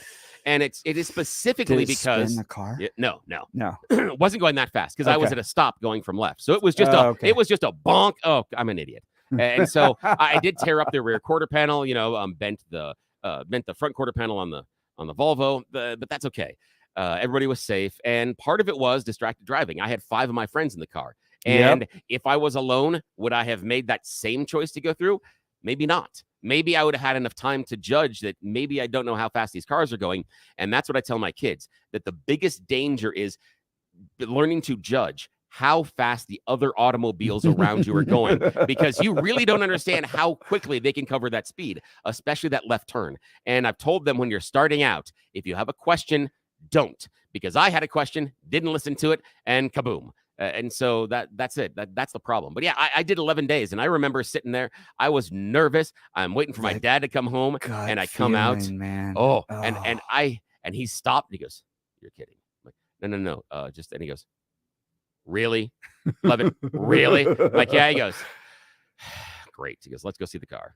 And that was it. And he goes, "You're okay. Everybody's okay." Yeah. And he goes, "Fine. Let's." And then, yeah, long lecture. It's more of that responsive, I'm not mad, I'm just disappointed, which is like the worst you get from your parents. Yes, because mad you can deal with.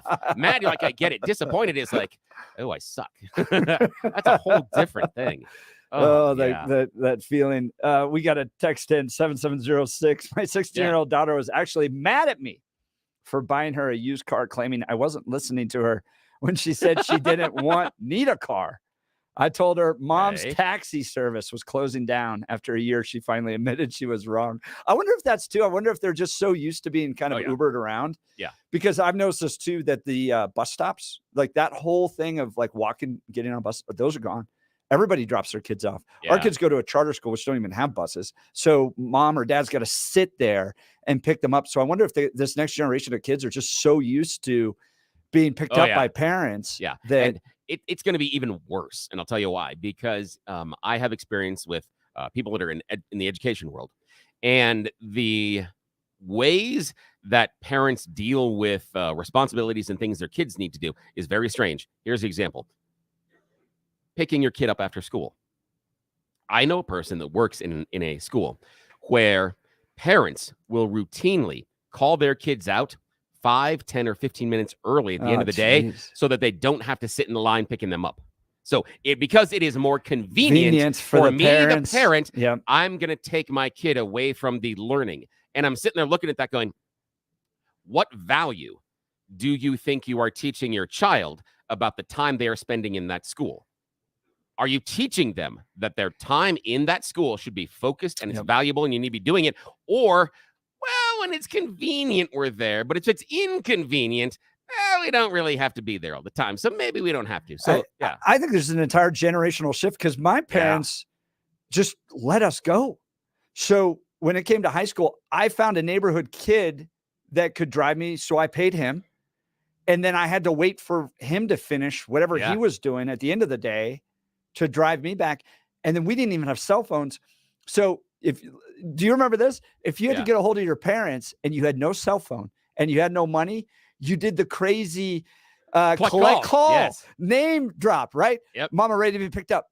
Right? And then you'd hang up. Yep, exactly. And so you would just be sitting at school for like 45 minutes.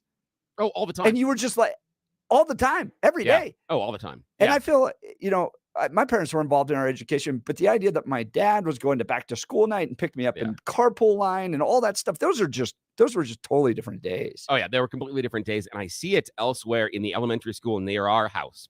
At the elementary school, I see parents. Now there is a small parking lot that is for maintenance vehicles, and it backs up near the dumpsters, and there's a little area behind the school. That little parking lot is maybe 15 yards closer than the street to the doors where we pick up the kids after school. Yeah. Routinely, the parents will park in that little parking lot and then pull out and go the wrong way out of the parking lot. Because again, if you want to follow the one way, you've got to loop around the main parking lot out the other way. They go the other direction and go out the other way. And I sit there and go, wait a minute, why is it so difficult for you to park where you're supposed to on the street?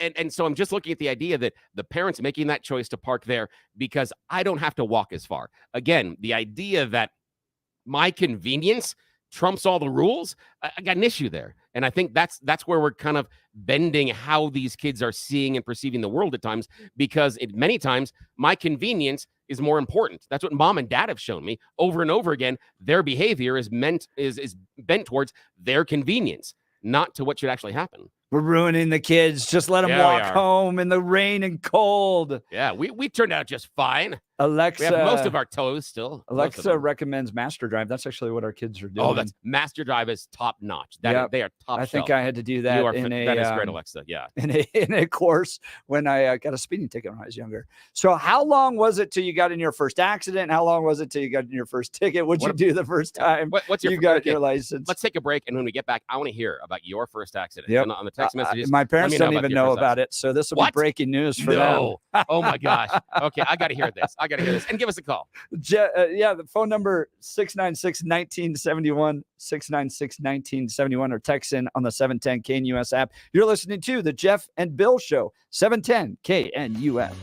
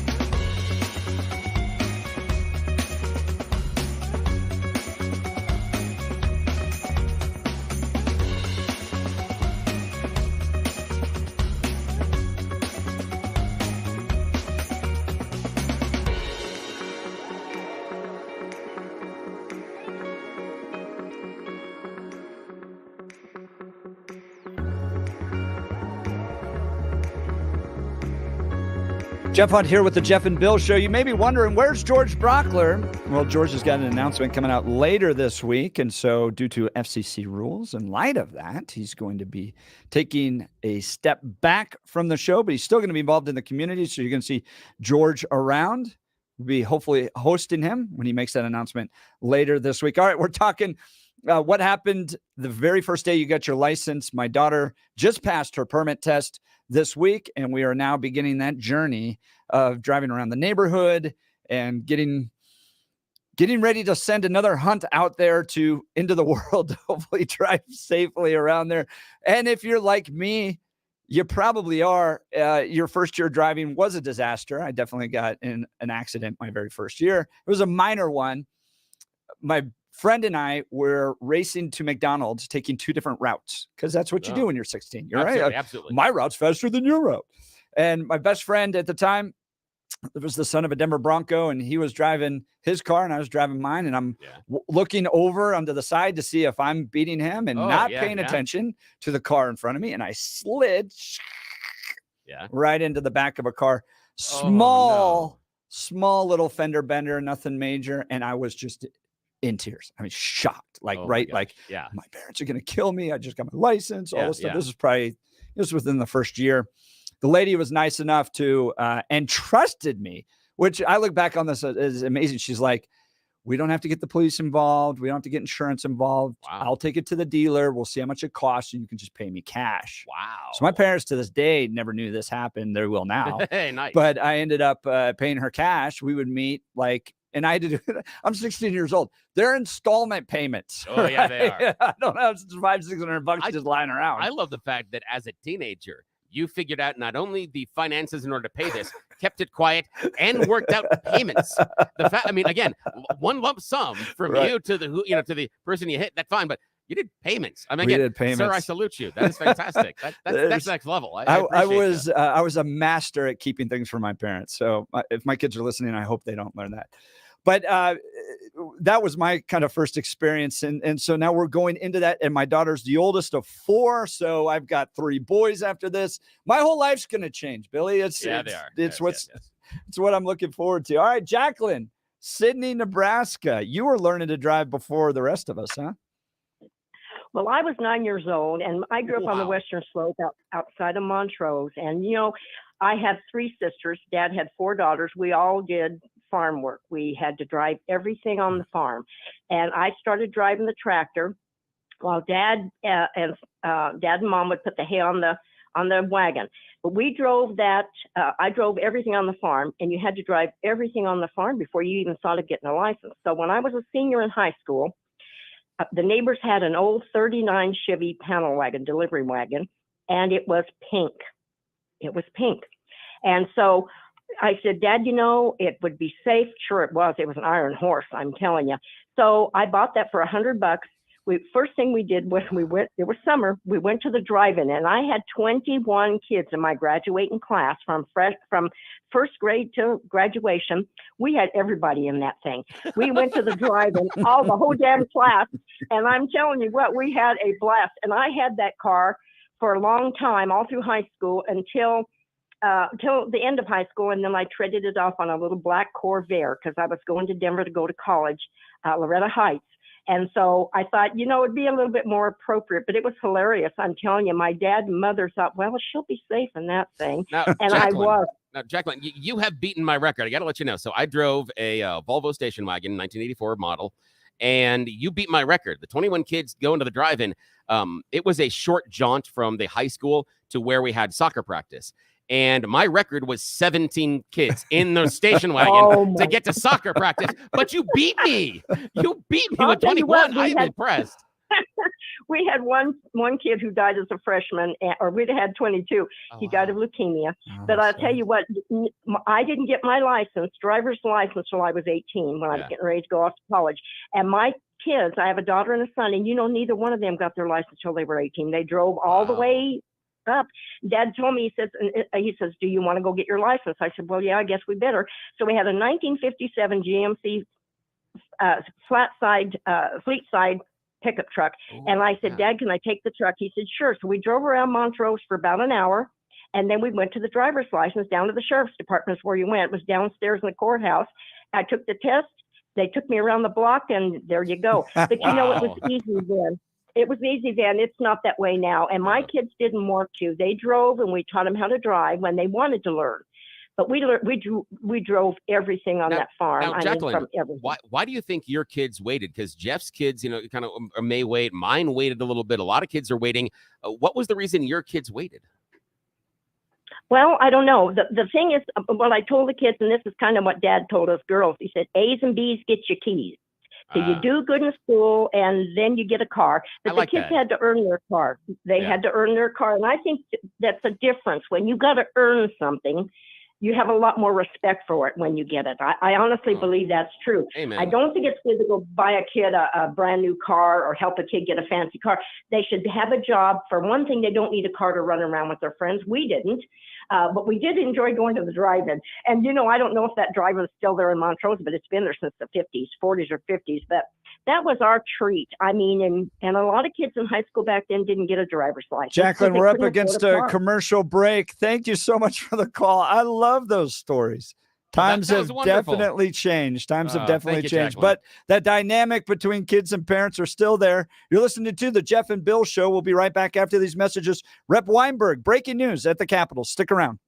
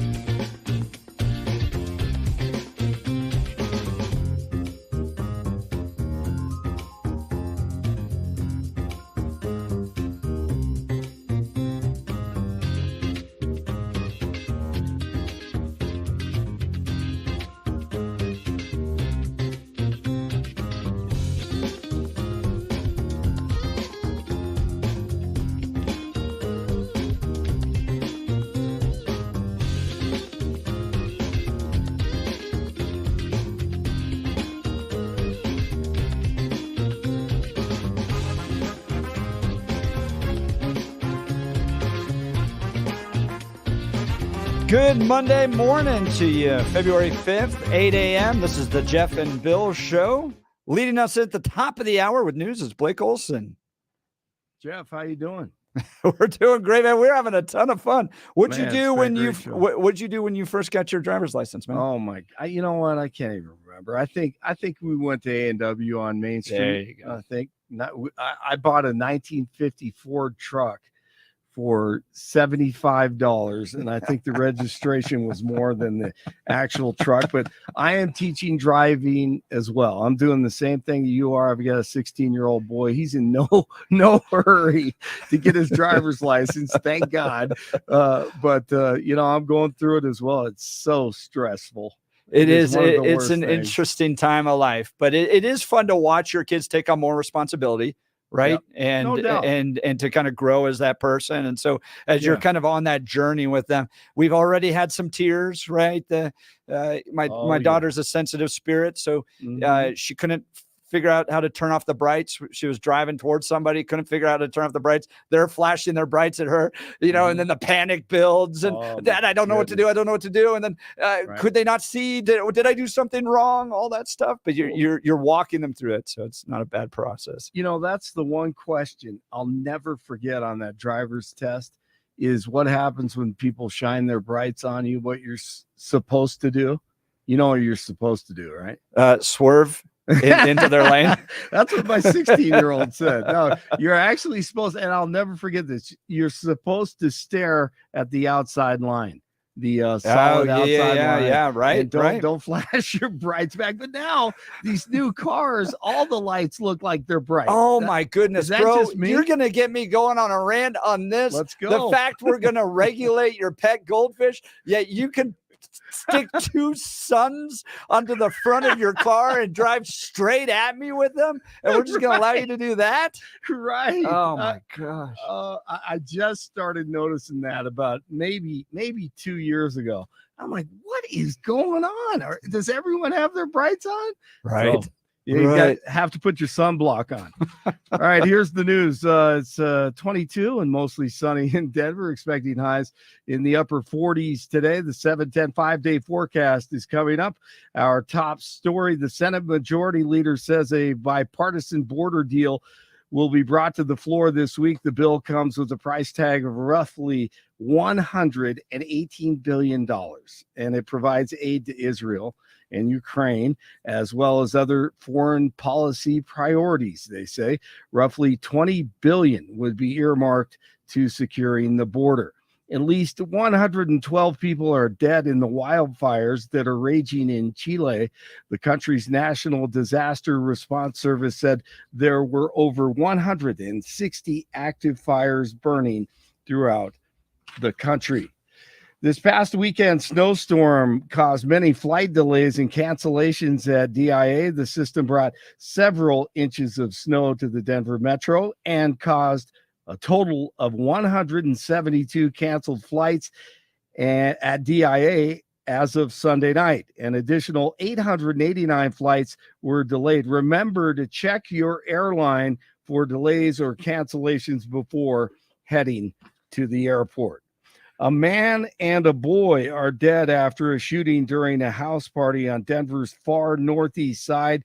Brian Hill has called the neighborhood home for 20 years and says violence like this has been happening more often in the area. We all are concerned about all these issues going on in our, not just Green Valley Ranch, but our communities throughout the Denver metro area. It happened on North Orleans Court near the intersection of East 50th Place in the city of in the city's Green Valley Ranch neighborhood. According to Denver police, a group of uninvited guests arrived at the party and were greeted by gunfire. There were 6 total victims, but it wasn't clear whether they were all shot. 4 are still in the hospital, with 1 in critical condition. Police have yet to announce any suspects in the shooting. The Supreme Court will hear arguments Thursday about whether former President Trump should be removed from Colorado's primary ballot, a case which will have implications for other similar efforts around the country. And President Biden, guys, says that he is skipping, or they say his administration is skipping, a pregame Super Bowl interview for the second straight year in a row. CBS said on Saturday that the White House turned down the network's request for an interview with Biden before the big game, which is expected, of course, to be watched by tens of millions of people. It has become somewhat of a regular tradition for presidents to interview with the network that broadcasts the Super Bowl. Nuggets beat the Blazers last night, 112-103. They take on the Lakers on Thursday in LA. And the Avs at the New York Rangers tonight. They drop the puck at 5 o'clock. So Biden will not do the Super Bowl interview, and typically mostly softballs during that interview anyway, but no surprise. That's a weird Joe? one. Why do you think he's Blake? Why do you think he's not doing it? Just your opinion. What do you think it is? I would say because they have no trust that he will stay on script. Yeah, that would be my guess. Yeah. I think it would be the biggest traffic accident, speaking of driving, that you've ever seen. But then again, it's recorded and it's the mainstream media, so they're not going to make him look bad. Yeah. They're going to ask him what he thinks of Taylor Swift and weird, Travis though. Kelce. And thank goodness, by the way, that relationship will end after the Super Bowl, in my opinion. We'll see. I, however, unlike you, my heart is not as darkened, and I believe in love. No, I know you do, and so does my wife. Yes. So I'll make sure I tell her You're the that. best. You are the best. You too. All right. I think at this point we're going to hit the weather. Go ahead, Blake. That's all I have for you. Blake Olson, News Talk 710 KNUS. Thanks.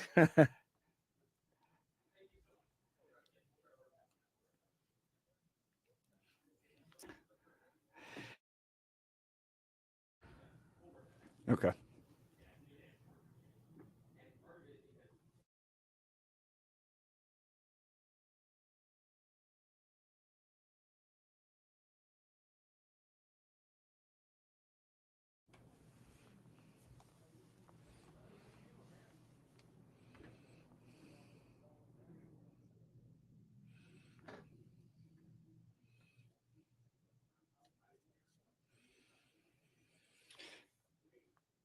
Jeff Hunt here. Welcome to the Jeff and Bill Show. We have some breaking news coming from the Colorado State Capitol. You know him, Rep. Ron Weinberg. He was the one pushing back against the wild anti-Semitism that took place during that special election when Elizabeth Epps and Tim Hernandez went down and just for hours and hours from the main speaking platform of the House of Representatives just spouted some of the most disgusting anti-Semitism. Well, Ron Weinberg got up there, pushed back, but we've got some breaking historic news coming from the state capitol. Rep. Weinberg, thanks so much for joining us.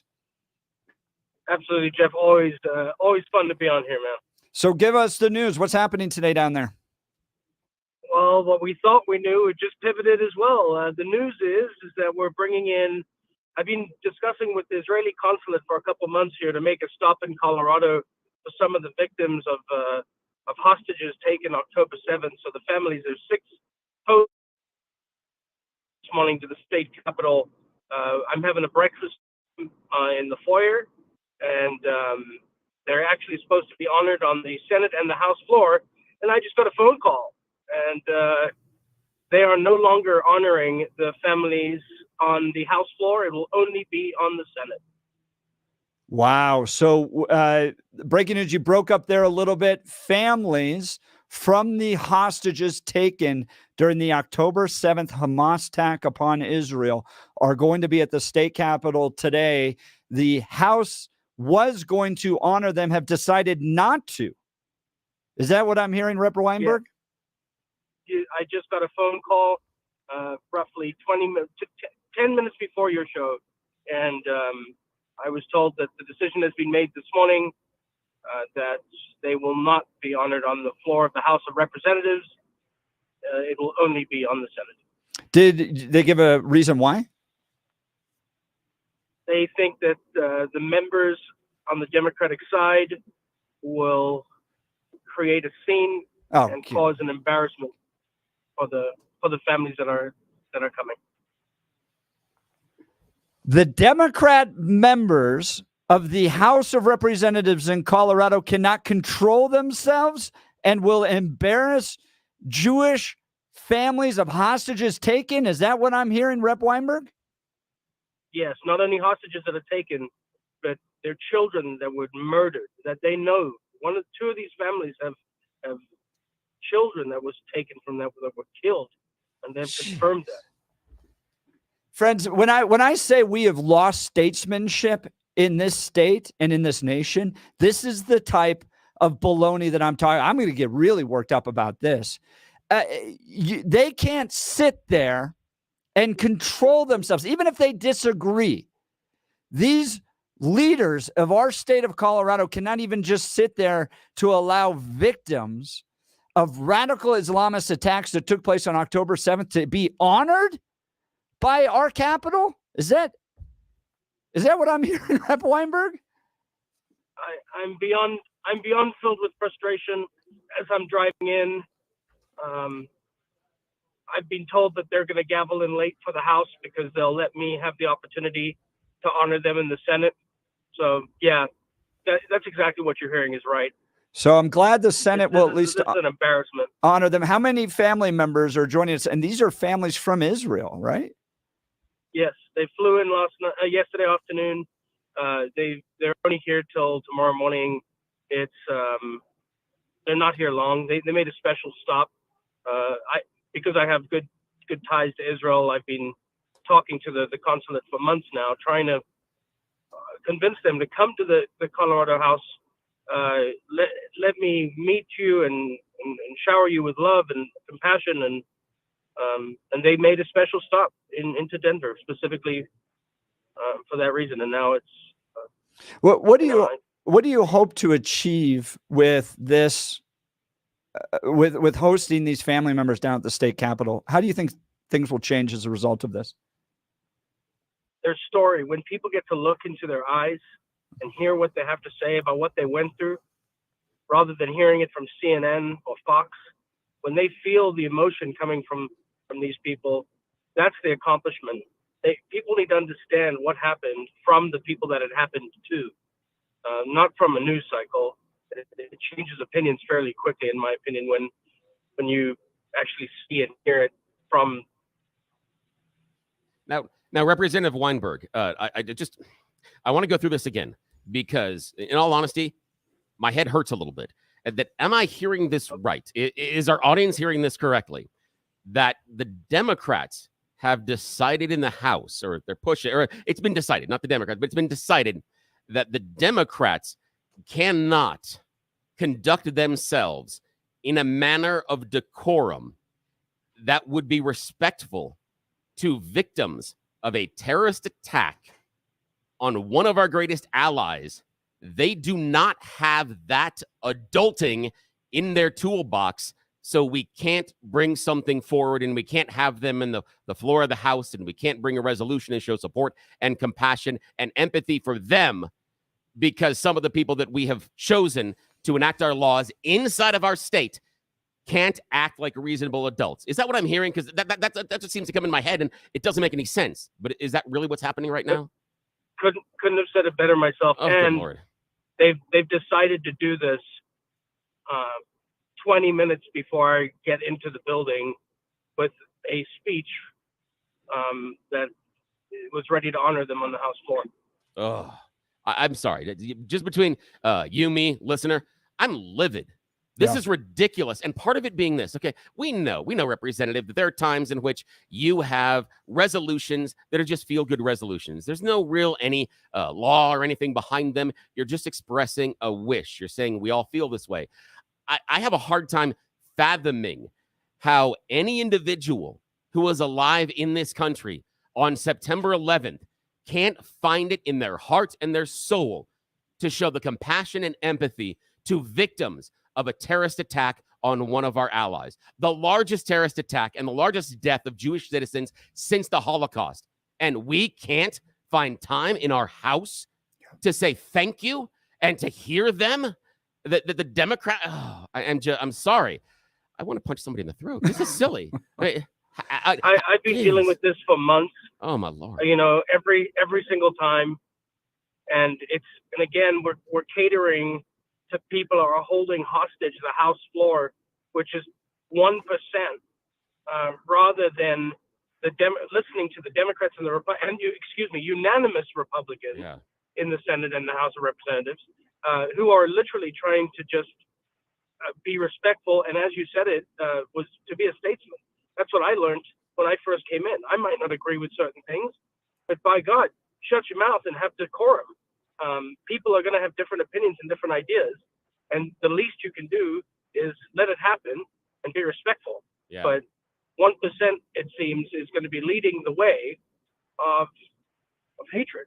Jeez. I've been fighting this for months. And again, being a Republican who's a Jew in the House of Representatives is again today proven to be an embarrassment, not only to my people, but to these people coming that have flown in from Israel. Oh, so sorry. When we try to advance issues in the public square through public policy, you never want your issue to become partisan, because once it becomes partisan, then it ends up dividing and you have to get a particular party in to do that. You want your issue to remain nonpartisan. Why hasn't Israel and the support of innocent children murdered on October 7th? And Rep. Weinberg, I've seen the video that the IDF put together on this. Why isn't this a nonpartisan issue that you have innocent people being kidnapped by radical Islamists, and these family members simply want their loved ones returned home? Why is this a partisan issue? You've got me. I don't understand it. I never did. I still don't understand it. I don't understand. I kind of understand the decision this morning, but just not for good reasons. I don't know what they're doing. I don't know why they're doing it. And this is what happens when Republicans do not get elected to the House. That's when we become a super minority. This is what happens. They have full control. They can do whatever they want. They can kick and scream if they want, and they can get what they want because they're in control. I like the fact that you went, Representative. I love the fact that you went with the kicking and screaming there, because that's exactly where my head and my emotions are at this time. Because, you know, as parents, we understand that you don't feed into the temper tantrum. You don't give into it. I mean, imagine if there was something happening at a school and they said, you know what? We can't bring in these victims of this horrible tragedy because some of the students in the assembly may act like asshats. You remove those students. You don't cancel the event because of somebody else's bad behavior. Yeah. You take care of the behavior. And I'm sorry, Democrats, I'm looking at you. Control your house. Get your house under control. How dare you say that you want to be lawmakers and be leaders inside of this state, and yet you can't act with decorum in an instance like this? You have to back off of this and say there's no possible way that we can control our members. If you can't control your members in a situation like this, get them out right now. You're a bad parent. Yep. Get them out. It's awful. And to think, I don't even think right now the families who are just arriving at the Capitol here in the next 15 minutes, I don't think they even know that they're not even allowed on the House floor yet. God, I have to break awful. that to them in the next 15. That is horrible. Now, do me a favor, if you have a chance. The people that are with you, please get some video. Get some video of you talking to them. Get some video of their reaction. Get some video of you not being allowed on the House floor, and get some video of what happens on the Senate floor. And please, I'm imploring you with my soul, use it in the campaign. Show everybody in Colorado where the Democrats' heart is on this issue. Please. Yeah, I will. It's going to be exposed. Thank you. This is nonsense, and it should not be tolerated, to be honest. Rep. Weinberg got a text in here on the 710 KNUS app line. Is there going to be any opportunity for a public rally at the Capitol to support Israel and these families? Yeah. So I've had to keep this fairly quiet. I think everybody understands we do have ludicrous people that have been disrupting, and so I've had to keep it as quiet as possible. This a pre-invitation to a lot of the non-Jewish leadership throughout the state and Jewish groups for instance, in Boulder and some of the more highly affluent Jewish neighborhoods like Denver, they have been pre-gamed on this one. They will be in attendance. I anticipate a very, very, very large showing in the gallery today, 200 plus people in the building that are just deeply wanting to show support. That is a public building. This meeting will go on from 8:30 to roughly 9:50 in the morning. I apologize for everyone for the short notice, but yeah, you can come to that building at any time and this morning and be a part of it. It's understandable why you have to have such high security, considering what you all have faced. Anytime there's anything that's pro-Israel, the radical Marxist Islamists show up and really go after Israel and create those security threats. Do you think that this is a turning point for Jews? Do you think that they've seen what the Democrats have done in these types of situations and are going to be looking for alternatives? I'll be honest, I do. From Chuck Schumer's speech, which I could barely listen to Chuck Schumer before he gave that speech. You could see it. There's frustration.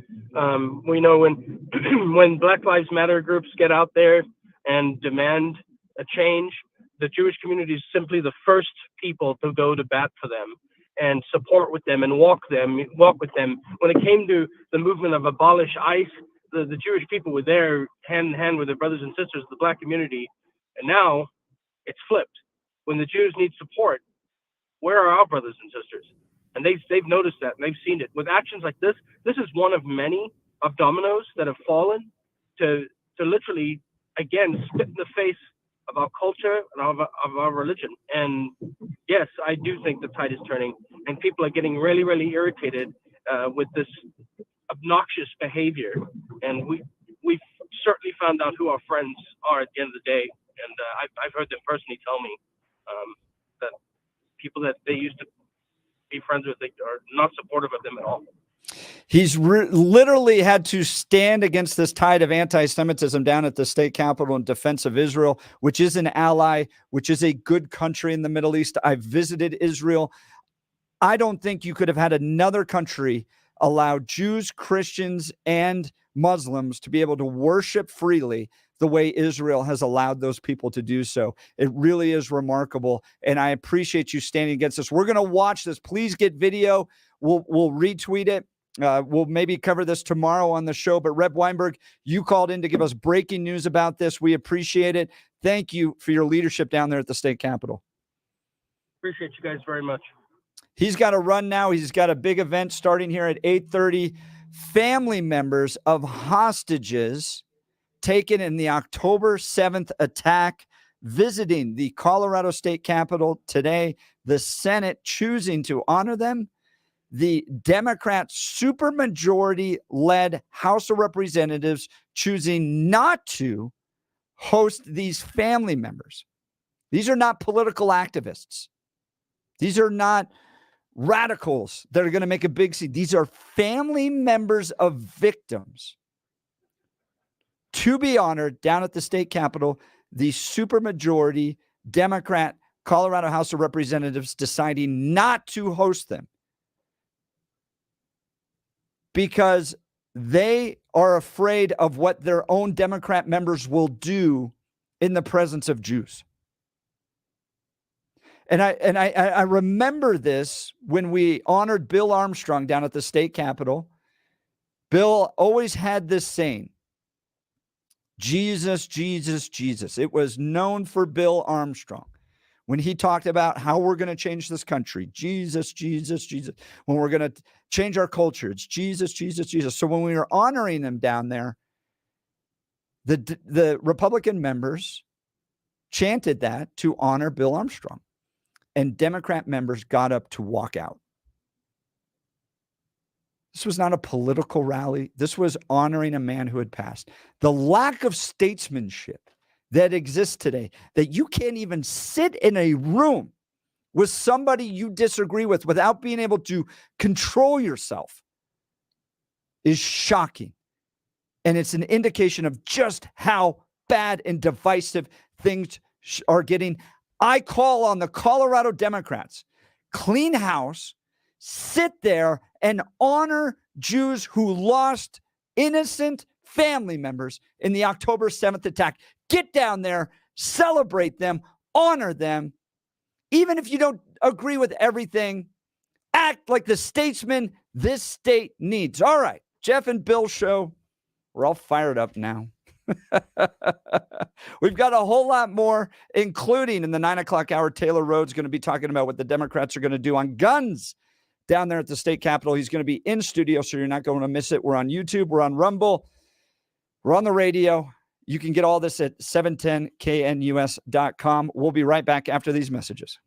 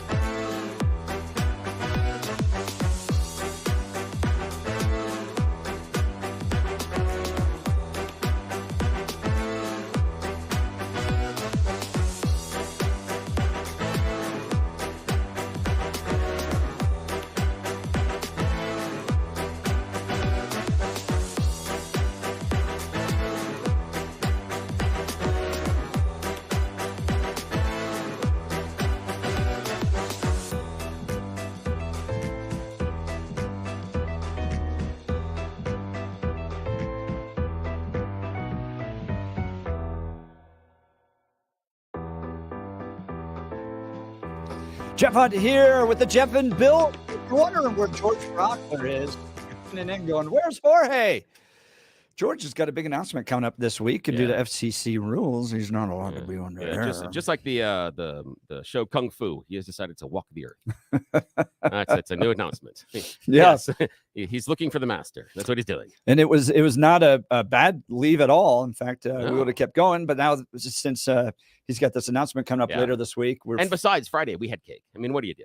We had cake. And then we asked you listeners to text in and tell us what George was going to do. We had some great answers there. I think Elizabeth Epps, cleaning boy, because Elizabeth Epps has not left her house. No, too much. She doesn't go to work. Yes, it's ridiculous. She's become a shut-in. When did being a lawmaker become an a home job? How did it become a remote work job? Well, okay. So I will go off on this. Okay. Ooh, please do. I gotta go do something here. Yeah, let me know. Here's what you should actually do as a lawmaker. And I will give Mike Kaufman the credit for this. All right. You need to be constituent oriented. That's really the only job you should be doing as a lawmaker, is serving your constituents. Now we've kind of built this all up into, you deliver for special interests and those types of things. But in reality, all you really should be doing is doing what your constituents need. Mike Kaufman's probably the best at that out of everybody I know. I mean, there's a lot of people in Colorado that serve their constituents, but when you look at a guy who just like really, really only cares most about not driving an agenda or these big issue votes or anything like that, what he really cares most about is caring for his constituents. So I appreciate that. All right. So we've had, we got into it with Rep. Weinberg. You may have missed the breaking news there, but family members of the hostages in Israel have visited the state capitol, and the Senate is going to honor them. The House of Representatives is not, because they're afraid of what some of their members may be doing, which is just crazy. We're going to go back. We have a call from Mary in Denver. We were talking earlier about what you do when you first got your car, and because my daughter just got her permit yesterday. And so I want to go to Mary. You got a good story about your daughter, huh? Yeah. Go ahead. Okay. It was the first day that she had her permit, and I asked her, do you want to drive around the block? And she said, yes. And so we drove around the block, and then we were going up the driveway, and we have a single car driveway, and it's next to a single car carport on the side of our house. But she was going up the driveway, and she panicked, and she hit the gas pedal instead of the brake. Oh, no. and she crashed into the corner of our brick house.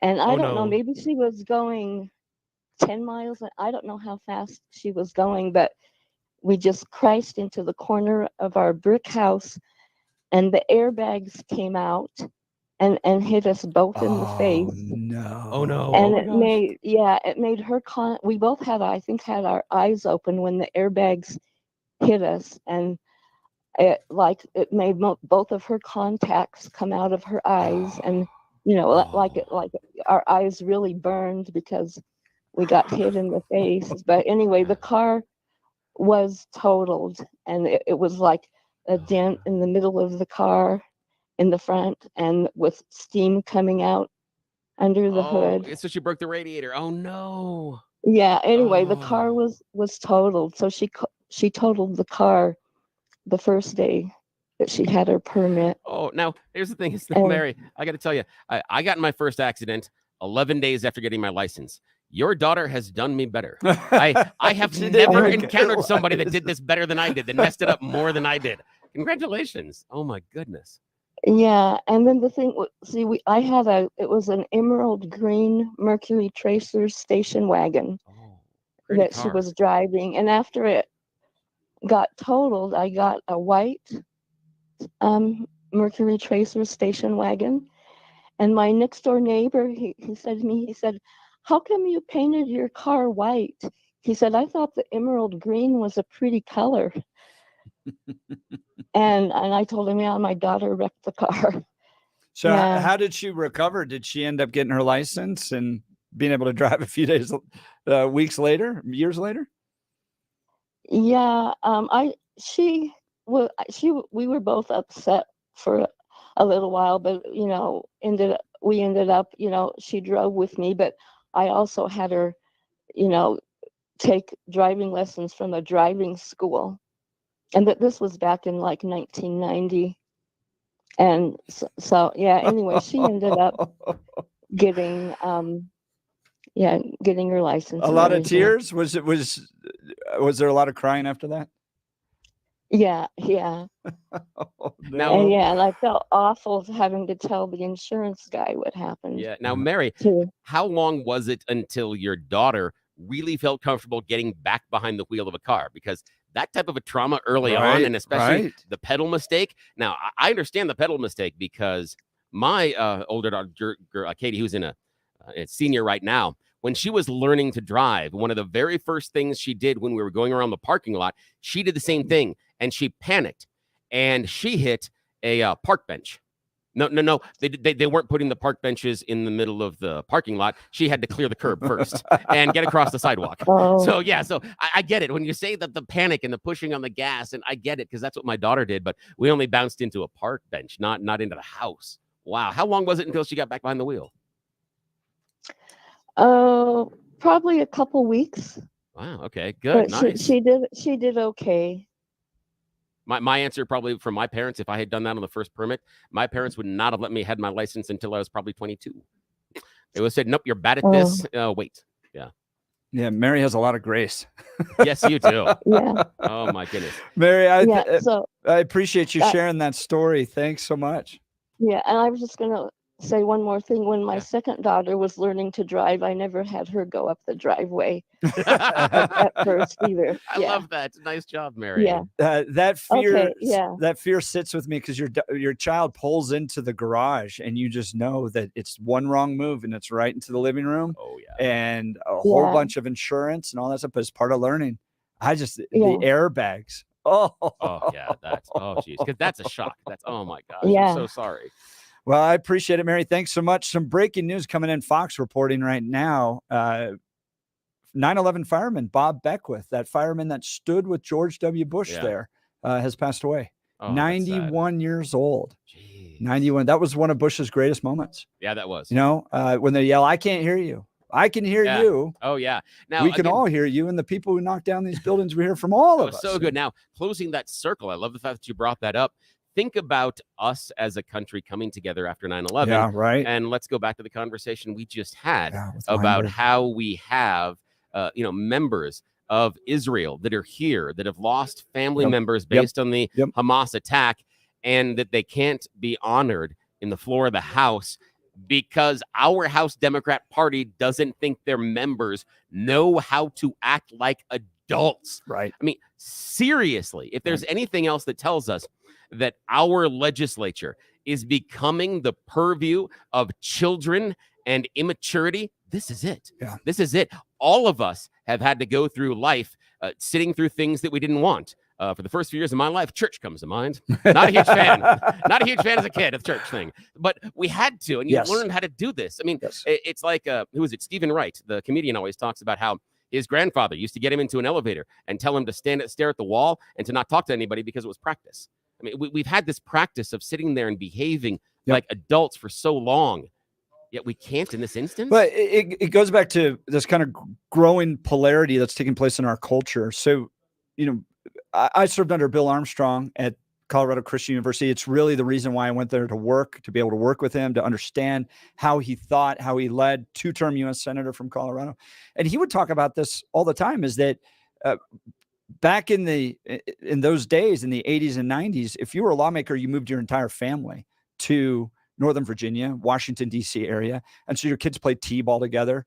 You may disagree on the floor of the House and the Senate and go at it, but during the weekends, you often have a lot of overlap with those people. But then with the kind of rise of the partisan politics, if you move your family there to Washington, D.C., well, you're not in touch with your district. And so people keep their families there and they fight through the the whole campaign process, but we've just lost that ability to kind of be adults and live together. And I'm deeply disappointed. I don't think you see this from Republicans and conservatives, even on things we fundamentally disagree with. Let's do abortion, right? Sanctity of life. We believe that it is the murder of an innocent human being. And I don't think you see those major type of blow up protests take place down at the state capitol when it comes to, things when Democrats introduce resolutions to honor Roe v. Wade, those types of things. You don't see the big walkouts and the anger and the flags and the disruption from the gallery and those types of things. So that's a really good insight because for my money, the Republicans do demonstrate that decorum. And they've been in the minority for quite a while. They've had to basically sit there and take it. Yes, people have come up and gone, here's a crap sandwich. How do you like it? Okay, I'm not saying I'm a fan, but I'll take it because we have to. And the number of times in terms of conversations, here's one we talked about earlier. The recent speech on the floor by Epps. The things that she was saying inside of a speech that were way outside the boundaries of even what the subject was being discussed. But she took liberty to wander all over the place about politics and who we need to listen to and how we needed to have compassion and empathy and who was being hurt. But now her party, in this instance, cannot depend on other Democrats to act nice. Now, during that speech, I know that Representative Weinberg was livid at what she was saying. Yeah. He did respond to one thing that she said by standing up and saying it during the speech, but she went on for, I clocked it, 45 minutes. And he handled himself like an adult. As difficult as it was to hear the words coming out of her mouth, he said, I'm going to give her the time and the space to do this, and it's something else, and he made his feelings about it known elsewhere. He acted like an adult. Right. But when the shoe's on the other foot, we can't depend on people of that other party acting like it. It's disgusting. Absolutely disgusting. If you missed the breaking news, family members of hostages and victims in the October 7th attack in Israel have flown all the way to Denver, Colorado. They'll be honored on the floor of the Senate this morning and not on the floor of the House of Representatives because Democrat leadership believes they cannot control their members. So, and what's the memory they're going to walk away with? These members of Israel, what's the memory they're going to have of Colorado? That half of our legislature didn't welcome them. That, again, think about it being a Coloradan. This is the impression that our legislature is leaving with these victims of terrorism, that we can't handle ourselves right, that we have a group of people in this state that don't understand how to behave in this kind of a situation. They can't offer empathy, grace, understanding, compassion. That's beyond them. So remember that the next time you're headed to the ballot box, which group decided to behave this way. Billy with the independent voice is not happy with the Democrats, which should be a very clear message to Democrats because you represent a majority of the voters of the state of Colorado, Bill. Yeah, you got to listen, guys. This is stupid. Stop being dumb. Friends, but then again, that's kind of Democrat stock and trade. And they're like, stop being dumb. Yeah, but that's, but if we could just say that, we wouldn't get things like safe injection sites, and we wouldn't get the whole idea of taxing your pet goldfish. Yeah, that's wait till that we did get a response from the representative that introduced that bill about taxing your pet goldfish, and hopefully we're going to have her on the show later this week. Friends, this is the Jeff and Bill show. If you tuned in thinking you were getting George Brockler, George has got a big announcement that'll be coming later this week, and so this is a news show, and we're glad to have you. I'm the kind of rock-ribbed conservative. Bill's the independent voice, and we're going to cover news, weather, talk, all that stuff. This is going to be the best morning show on radio in the entire state of Colorado. You're not going to want to miss any of these shows. Breaking news constantly throughout the radio program. So be sure to stick around. You're listening to the Jeff and Bill Show on 710 KNUS.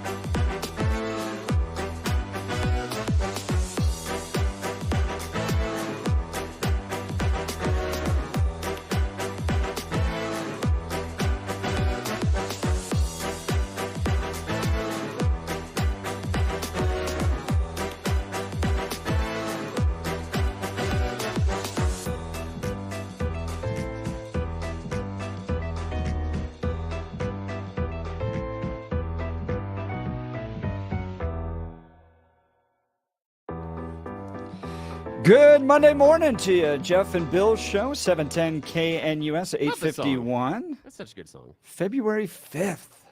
We are off and running this year. It felt Yeah. like January was 45 days long. It's nice to get into February. Weather today, 50, mostly sunny, kind of drying us out after the weekend. Tuesday, partly cloudy, 54. Wednesday, mostly cloudy, 55. And then we get into Thursday, Friday, Saturday, and Sunday, rain and snow showers. All 4 days, kind of mid-40s. So you're going to get that wet snow. That's good.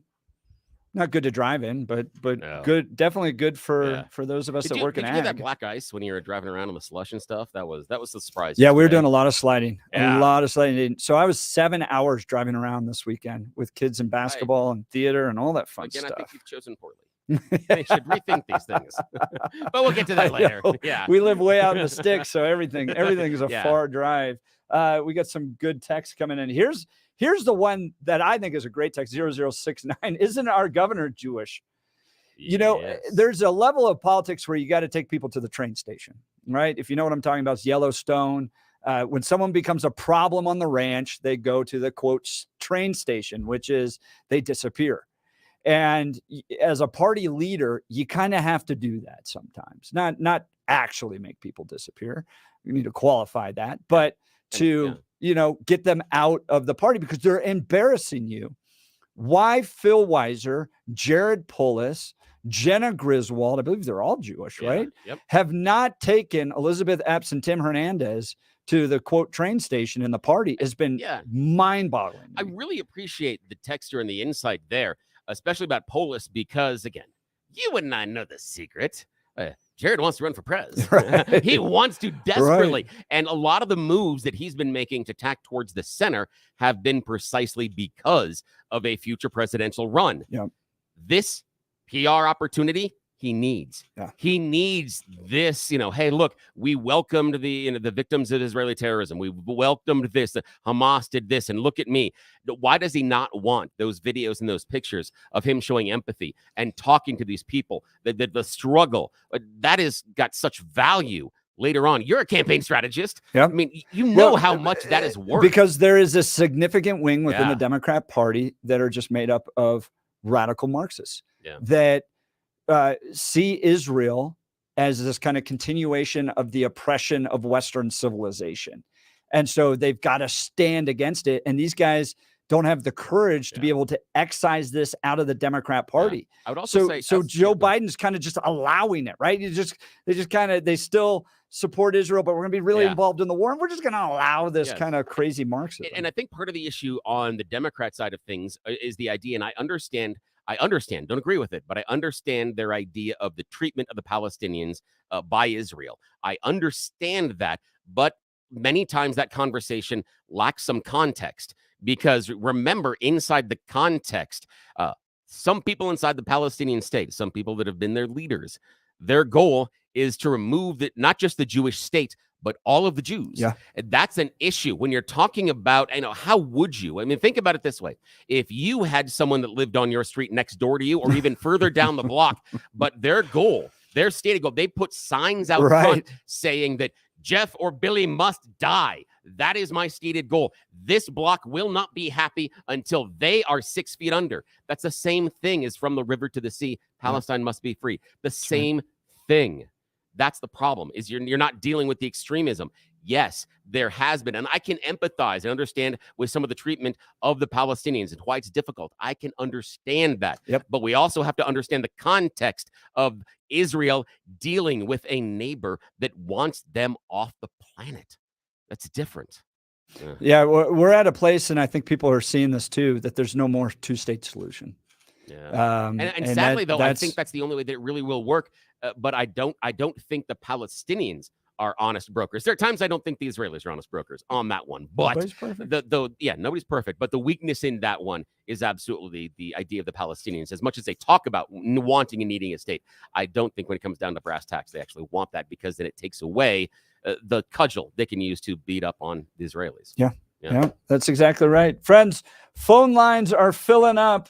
Frank and Angela, we're right up against a commercial break. I'd love to be able to get to you all, so stick around, please. Frank, I think you're going to have some good comments, Angela as well. So Please stick around. You're listening to the Jeff and Bill Show. In the 9 o'clock hour, Taylor Rhodes is going to be with us to be detailing what the Democrats are going to be doing at the state capitol on guns.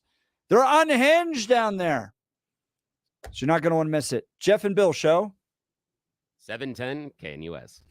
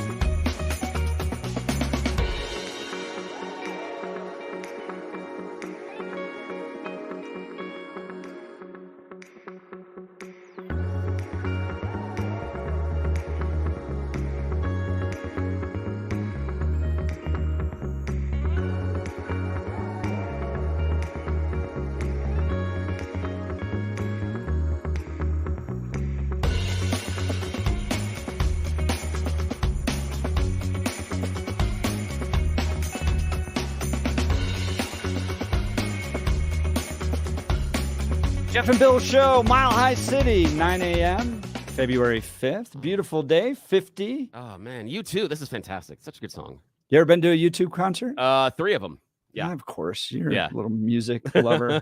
I am. I am a music nerd. At one point or another, my daughter turned to me and goes, "You've seen everybody live." I'm like, yeah, pretty much. Have you been to the Sphere? No, I've got In friends that Vegas? have gone there. I've wanted to. Haven't indulged myself yet. I would love to see you two there. I got questions. We got to talk about the Sphere at a point because for me, it's the idea of something beyond what the live performers are doing on the stage.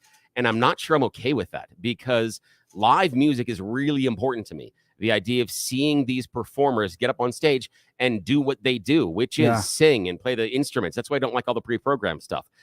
But then in the Sphere, it seems like everything else is more important than the live act on the stage.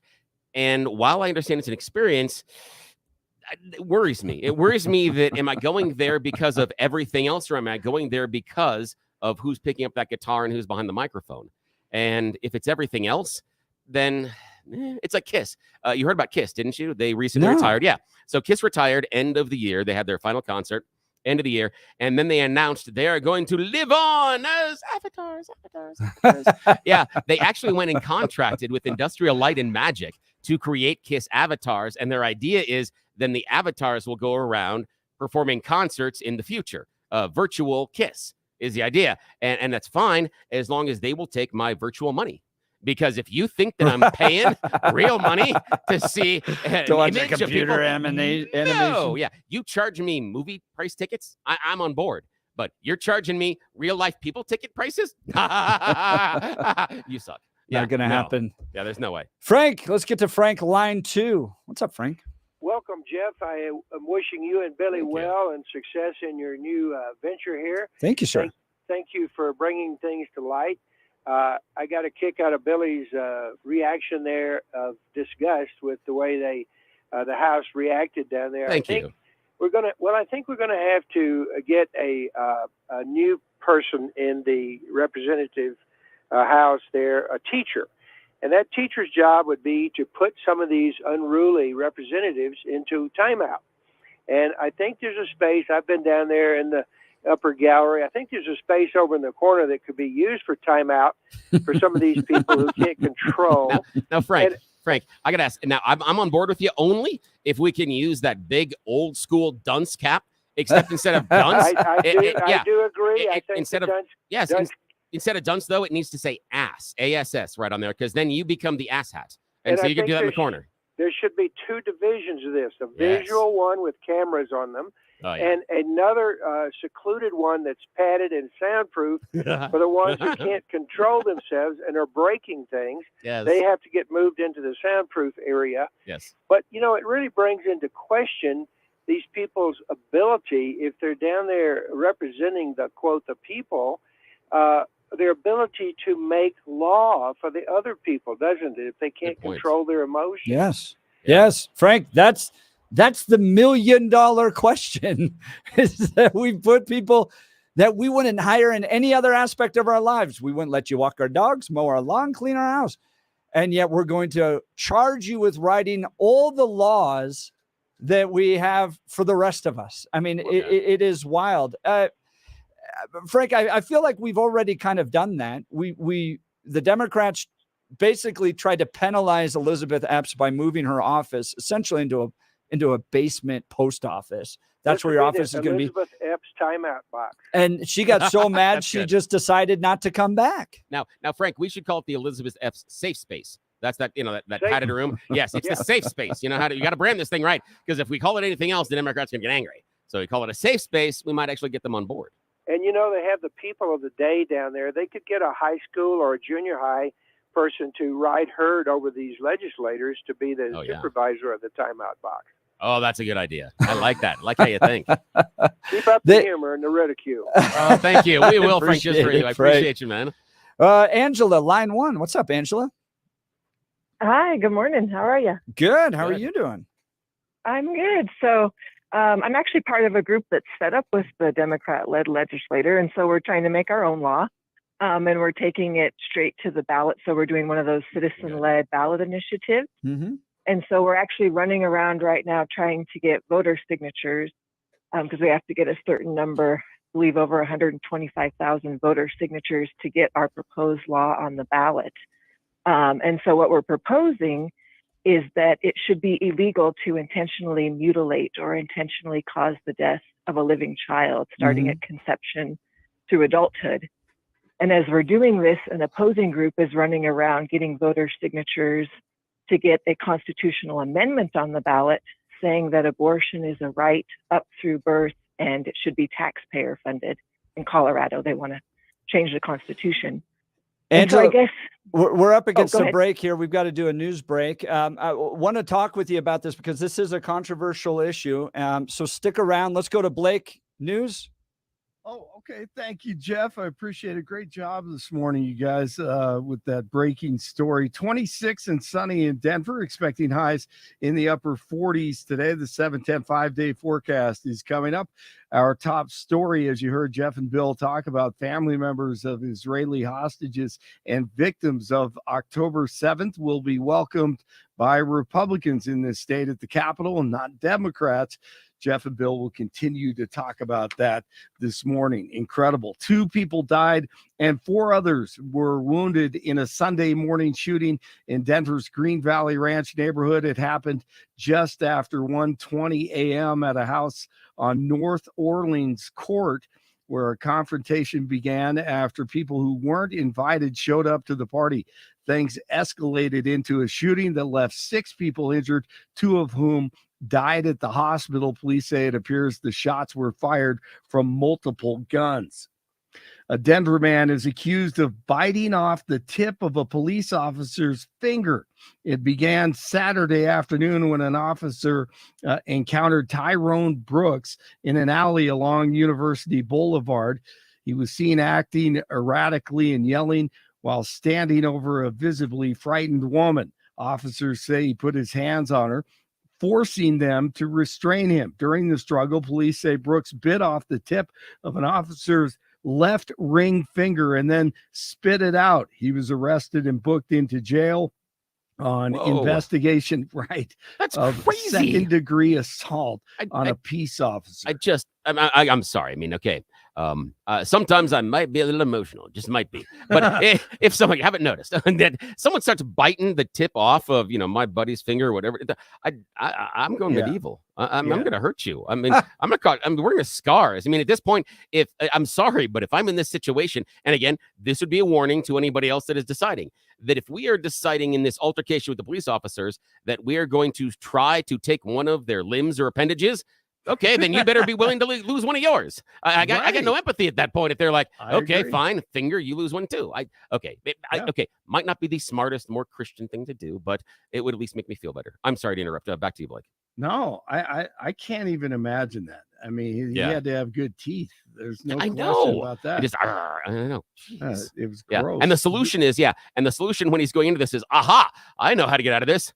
Chomp, chomp, chomp, chomp, chomp, chomp. That's the solution. What was going through your mind? Oh, well, okay, sorry. A lot of drugs was going through their mind. I think you're right. There you go. A lot of enabling along the way.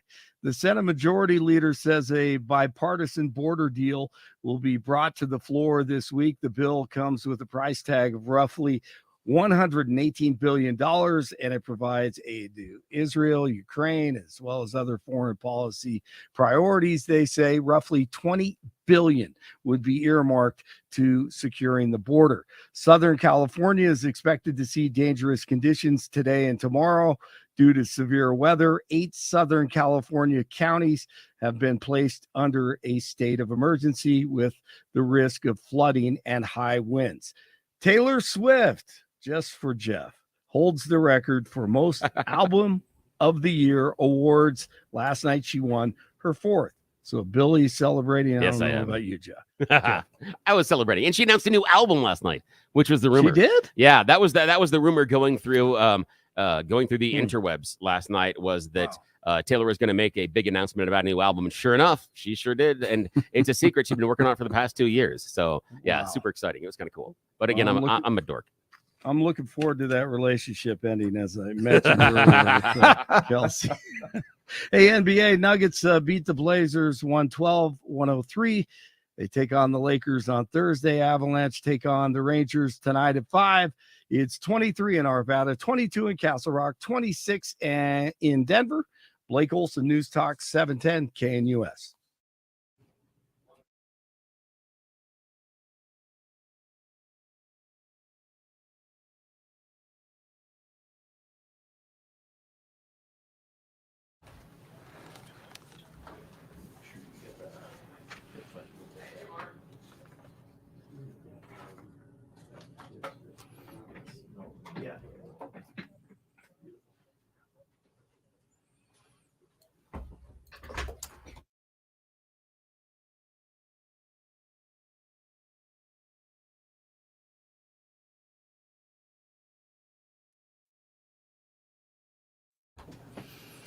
Jeff and Bill show here.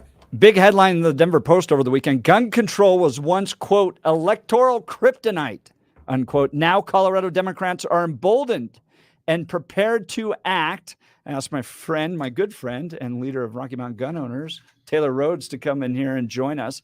Taylor, give us an overview of what the Democrats are going to be doing down at the state capitol now. Well, it never stops, does it? I think we sat right here almost this time last year and talked about the craziness that they were bringing.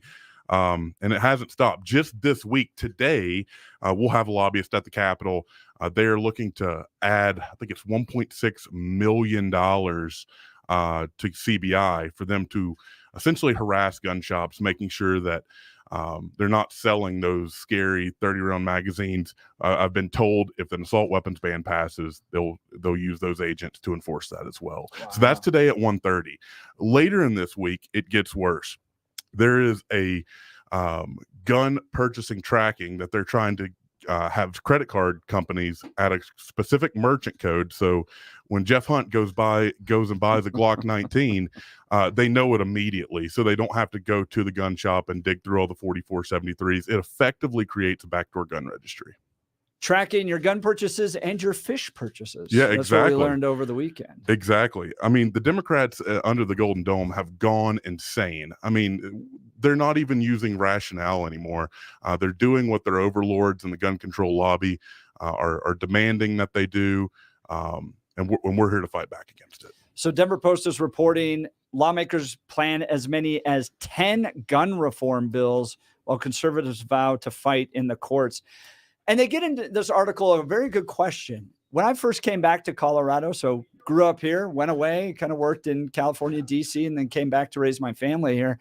I remember the great recall effort that took place. So Democrats drive this anti-gun agenda, and the kind of social libertarian nature of Colorado says, nah, we're going to recall you. And they made them pay. Seems like things have changed down there. Well, their strategy is very clear, and they've admitted what their strategy is. Their goal is to pass as many as they can in every single legislative session, because they know we're going to sue. They know they can ram through whatever they want, and that ties up all of our money. I mean, right now we are in for, I think, $6.5 million worth of lawsuits, money that I don't have. Luke tells us to count the cost before building a tower, and we've counted that cost. But we're in for a big fight. And looking at this list, it's actually surprising. There was 3 others that I was told that would run through this legislative session, which was extending that waiting period from 3 to 10 days, as well as the gun ownership liability is interesting because they've kind of changed the way that they're talking about this. Initially, they wanted to talk about, okay, if you want to carry a gun, you have to have $1 million worth of insurance. Now they're saying that they're going to tack that onto your homeowner insurance. It doesn't really make sense. Seriously? Yeah. which it's like your homeowner's insurance isn't already brutal enough. Right, with hail damage and everything else. It's like if you have own guns in your house, you just practice your Second Amendment right, and you got to pay a penalty. Right, and of course we haven't seen the text of this bill yet, but there's not, of my knowledge, that doesn't exist. So if you wanted to carry a gun and you had to have gun owner liability insurance, how can you carry an insurance that is not on the market? Wow, yeah, doesn't make sense to me. Well, that's not going to stop the Democrats. No, it's not. Apparently, of course it's not. Apparently, you have to register your pets now, and that's not on the market as right, well. Exactly. Wow. So, but going back to my question, why don't the voters make these people pay? We used to be like, take it as the social conservative of the state of Colorado, right? I'm almost on the losing side of everything culturally in this state, right? Marijuana, abortion. We were a socially libertarian state, kind of the freedom to do whatever we want. And you could lump into that taxes. That's why John Caldera and the Independence Institute always wins, right? When they just put a tax decrease measure on, they don't even have to spend any money on it. It passes. Right. Typically with Tabor related things, we win there as well. With guns in the past, even up till last year, the Democrats would generally go, we don't want to go too much on guns, but it seems like this year they're now like, we're all in on guns. Right. So why has the electorate changed in Colorado? So I think there's a couple of different things. You were talking about earlier how partisan everything has become and how Right. far the Democrats are wanting to do. I mean, they've essentially skated to center ice, dropped the gloves, and they don't care about looking cute or pandering to their base. One other thing is, I don't think the people of Colorado realize how bad it is actually getting until it starts immediately affecting them. When the 3-day waiting period went into effect, you would have acted like we didn't do anything. We had people calling our office that were just incredibly mad because they went to go buy a gun and they're told, well, you can't go home with your personal property. Wait 3 days and hope that angry boyfriend doesn't show up. Ex-boyfriend doesn't show up at your house. Exactly. And by the time that they want to get involved, it's too late. So that's what we are doing right now, is getting people involved to fight back against the tyranny under the Golden Dome, to make sure we can marry that legislative season with the election season. So when November rolls around, we'll make them pay at the ballot box. I think that's the key. And that was the heartbreak that I had over this last election was, traditionally when you have really bad political leadership, it swings back the other way. Right. Let's go back to 2006 Iraq, right? I worked for Rick Santorum in 2006. There was such anger over Iraq that they voted the Republicans out. Here in Colorado, record crime, homelessness, drug overdoses, we're going to take your guns, all that stuff. And the voters are like, that sounds good. We'll just put those people right back in office. Right. And so we continue to deal with this trajectory of falling down into further and further leftist type of leadership in this state. So I think that goes back to people, because of that partisan divide. They're on both sides. There's so much. I was commenting to this guy on Twitter earlier today. He's like, "You're just fear mongering. This is not real." I'm like, "Dude, no, this is very real. This is very real. They are coming to take your guns. They are making no qualms about it." Yeah. It used to be playing cute and to make sure that, oh, well, we're not going to go take the guns. No, they have doubled down. Yep. And they've shown their hand. We know what they're going to do, and we've got to fight back against it. So what do you say to the suburban mom tired of crime in the state with guns, right? Who feels that the solution, the best thing to do to save lives, is to put more restrictions on guns? They would be wrong. But how do you frame that, right? Right. I was actually just listening to Joe Rogan. He had Cullion Noir. They were talking about in Ohio, they passed constitutional carry in Ohio. Crime has gone down significantly. We've seen the same thing in Texas. Crime has gone down significantly. Taking the guns away does not reduce crime. I mean, if that was the case, we've been lied to. We were sold this big plan in 2013 that, hey, if we just do these simple, common sense things, that crime is going to go down. That has not been the case. It actually couldn't be farther from the case. Crime is skyrocketing, specifically violent crime. Yeah, I believe it. Otherwise, Chicago and Los Angeles and San Francisco and we're on that route. Bastions of peace. Right. Right. Now, it's heartbreaking to see us go down this way, because when evil shows up at your door, and I've seen, we were just talking about Israel. I've seen the IDF video of what the terrorists do. Sure. When evil, I'm not talking about someone angry, someone looking for a robber. I mean, like real evil shows up at your door with the ability to do whatever they want to you, to your loved ones. And you're going to have to call somebody for help. Yeah. The consequences of that are very, very serious on your loved ones. Right.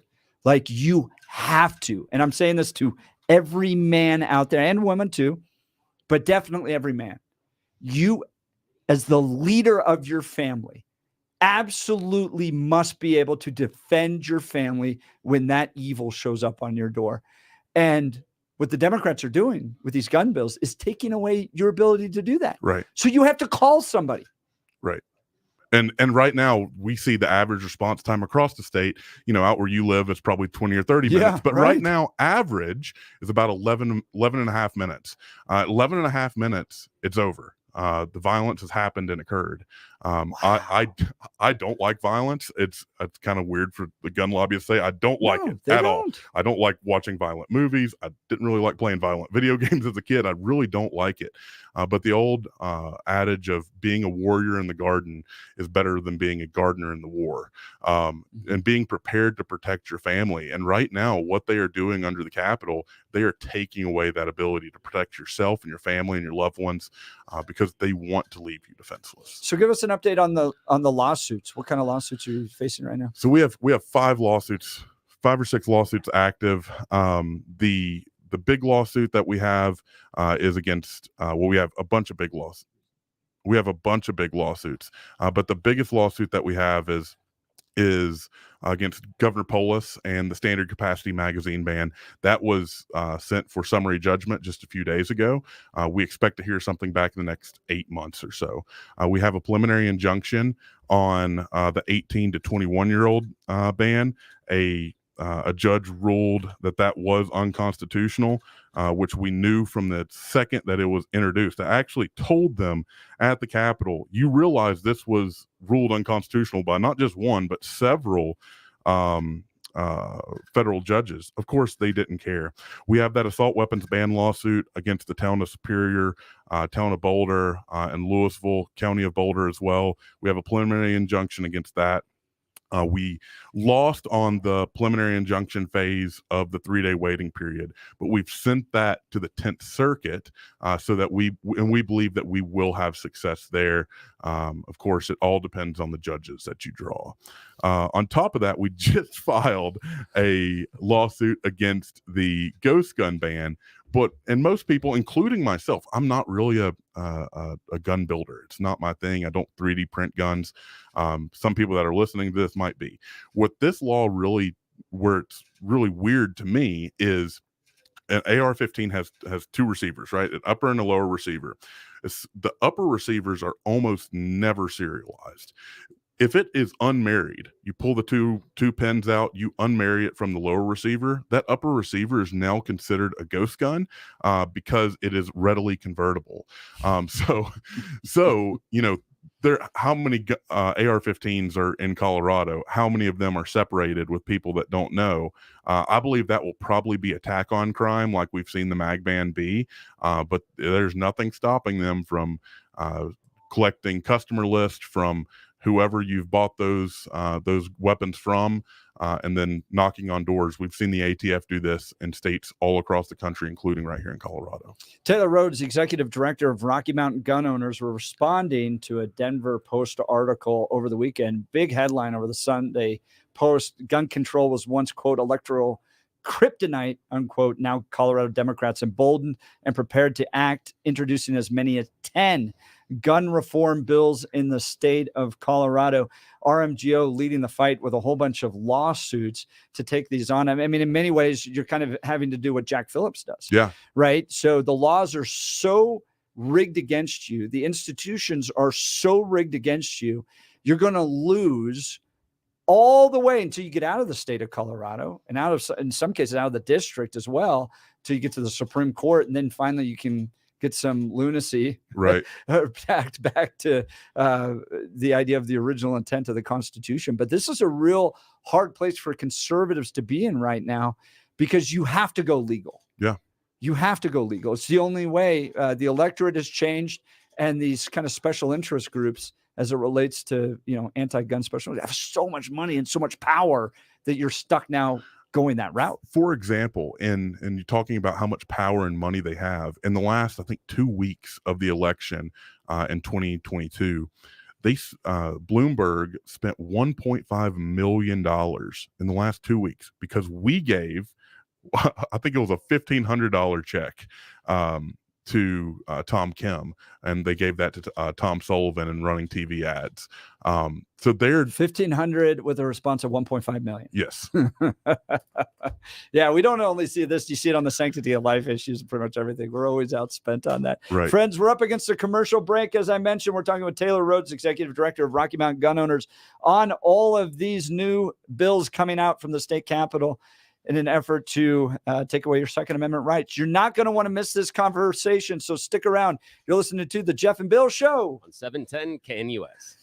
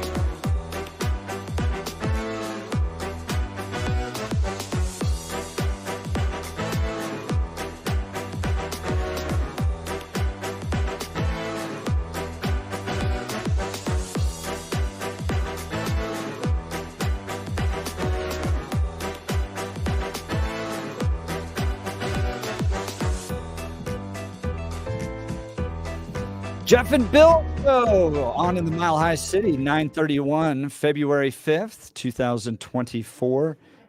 Angela, when we get back on a future show, we'll cover some of the issues she's talking about. There'll be a number of ballot initiatives this fall with regards to abortion. We'll definitely be covering them. But in studio with me is Taylor Rhodes. He's the executive director of Rocky Mountain Gun Owners. I asked him to come in light of a pretty big Denver Post article over the weekend. Gun control was once electoral kryptonite. Now Colorado Democrats are emboldened and prepared to act. Lawmakers plan as many as 10 gun reform bills, while conservatives vow to fight in the courts. So you're going to have to fight in the courts. As we were talking about, we're just in that situation in Colorado where the leftists have total control. It's hard to get anything done legislatively. Last year, you all were able to kill the assault weapons ban. We were. It looks like they're bringing it back this year, and they have energy. They have a lot of energy. They changed the committee that it will likely go to, and they have the votes. So we're preparing not only legislatively, but legally as well. I have a cease and desist letter ready, and then have a lawsuit already drafted based on what we've seen other states do. What we saw last year is likely what will come back. It will be a ban on any semi-automatic magazine-fed weapon.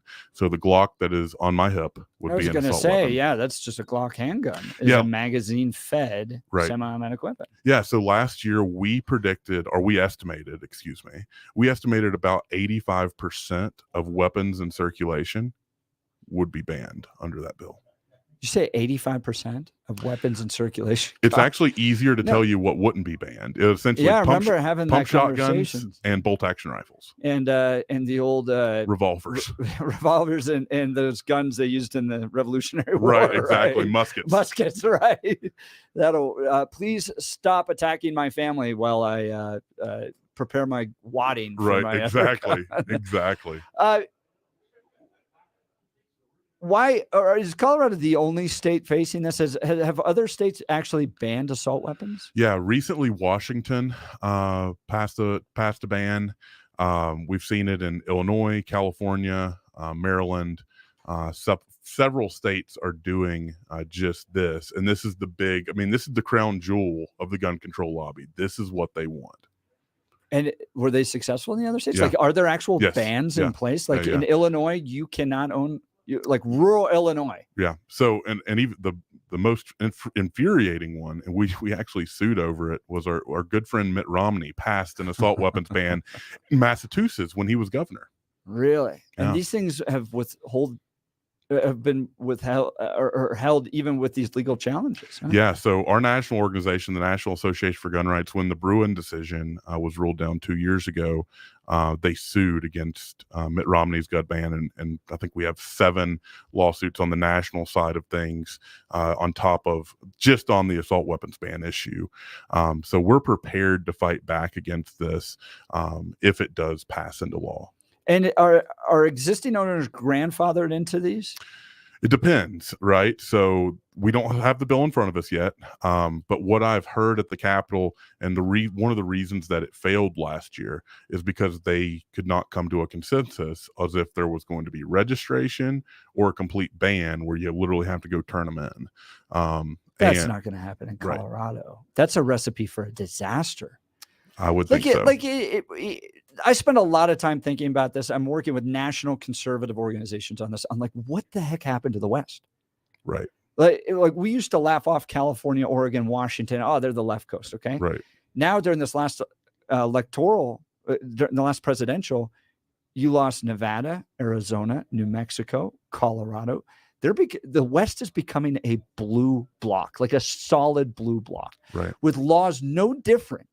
Think about this. Colorado's going to have laws no different than what you would have in like urban Chicago or New York City. Exactly. We're the West. Exactly. What happened? What in your mind? What happened? Well, they realize what we've got here, right? And leftism is a lot like a cancer. Once it eats up one place, it goes to another. And that's what we've seen. I'm afraid is happening in Texas right now. And they're spending exorbitant amounts of money.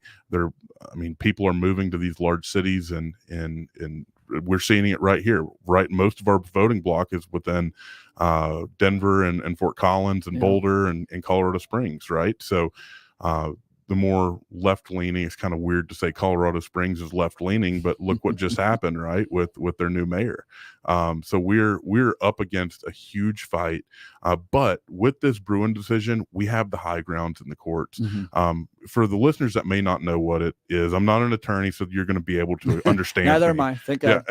But basically, what the Bruin decision did before this ruling was ruled down, they could use what was called intermediate scrutiny, which essentially was the cost benefit analysis of a law. So they could say, well, this is made up, but they could say 90% of mass shootings are done by X weapon, banned. It's your constitutional right, but it's a benefit to society if we ban that. That's no longer the case. Now, gun laws have to be decided on the text, history, and tradition of the Second Amendment, which roughly means within the first 50 years before we were founded and the years 50 years after we were founded, which the only laws that were on the books at that time was not being able to be drunk with a gun. Which is a good thing. Yes. There are limits, right? There are some limits. It's probably not good to Now, I got a question here. Now, Go ahead, since we did just talk about the limits, and it seems like some of the crux of this conversation has to do with potential limits around things like, and again, I hate the idea, and you're absolutely right, the idea of the magazine-fed weapon. That is inaccurate based on what they're targeting. They're targeting the AR-15s. They're targeting those military-style assault rifles. What, if any, restrictions would you be comfortable with on those type of rifles? And the reason I'm asking is the larger electorate, their temperature is to have some sort of restrictions on them. Their appetite is whetted for that. So what, if any, restrictions would you be amenable to on an AR-15 style of weapon? Well, it's a good thing that public opinion does not make public policy. If that were the case, every state in the country would be a greenie state. We would all be hippies. And that's just not the case. I don't believe any restrictions on any weapon, regardless of if it is a rifle, a pistol, a RPG. I think if the government should be able to have it, we should be able to have it. At the end of the day, the Second Amendment was not put in for hunting. That's a ridiculous notion. The Second Amendment was to fight back against tyrants. I mean, we have to remember when the Second Amendment was written, they were fresh off of killing their friends. Well, that's yes and no, because at the time of when the Second Amendment was written, we also have to go through federalism and anti-federalism. Of course. And part of that is a balance between having a standing army and not having a standing army. And part of the gift from the Federalists to the anti-federalists was the idea of having this well-regulated militia. Instead of having a standing army that a king or the chief executive can control and become their own private army because they've dealt with that. Part of the reason it exists as a militia is because they didn't want that large standing army. So it's not necessarily always a functionality of tyranny. And part of that, part of those militias did have some policing and some other things inside of those states and those commonwealths. Sure. So that's part of it as well. So, but help me understand what you mean by any weapon. You think that if the government has one, that if you have the means, you should be able to purchase it? I believe, as Thomas Jefferson once said, an armed society is a polite society. And I do not believe there should be any restrictions on the weapons that I choose as a private citizen to own. Okay, that's an interesting idea. And again, you'll learn when we have these conversations. I tend to swim against the stream because I find it interesting. So it's not necessarily that it's okay to have a wrong opinion. Oh no, it's okay. Hey, listen, my kids tell me I'm wrong daily. So you're only the third person today. So yeah, not a problem. So when you're talking about the idea, when Thomas Jefferson is talking about the well-armed citizenry being a polite citizenry, I would submit that at this point, we are a well-armed citizenry. Are we polite? So it depends, right? It depends on what you're talking about. I mentioned earlier today that where we've loosened gun restrictions, crime has gone down fairly significantly. I think I gave the Ohio example. So yes, I would agree that where gun restrictions are lifted, we are becoming more polite. In Colorado, like I mentioned earlier, over the last 10 years, really 11 years now, we were given this, carrot that says, okay, if we pass these little things that will just give common sense reform, we will have a more polite society. We will, the gun violence will go down. That has not been the case. We were sold a bill of goods. Well, to be fair, though, the statement by Jefferson talks about a well-armed society. You're focusing on legal gun owners and loosening restrictions. The statement, the overbroad generalization is well armed. And whether or not they have the guns legally or illegally, that does fit into your premise that a well-armed society is polite. So even those criminals that are out there that have the guns, the fact that we have more guns than any other country on the planet, I'm curious about the statement. Do you still follow up that statement and say, based on all the guns we have, we are more polite? I believe so. I believe that the American experiment, we'll call it, does not work without our Second Amendment freedoms. Yeah, I can go with you on that one, although I would disagree with you on the politeness because, I mean, and again, we have anecdotal stories. We have the story here locally with the 16-year-old that shot the guy in the RTD bus. He wasn't being polite in any way, shape, or form, but he was exercising his Second Amendment rights.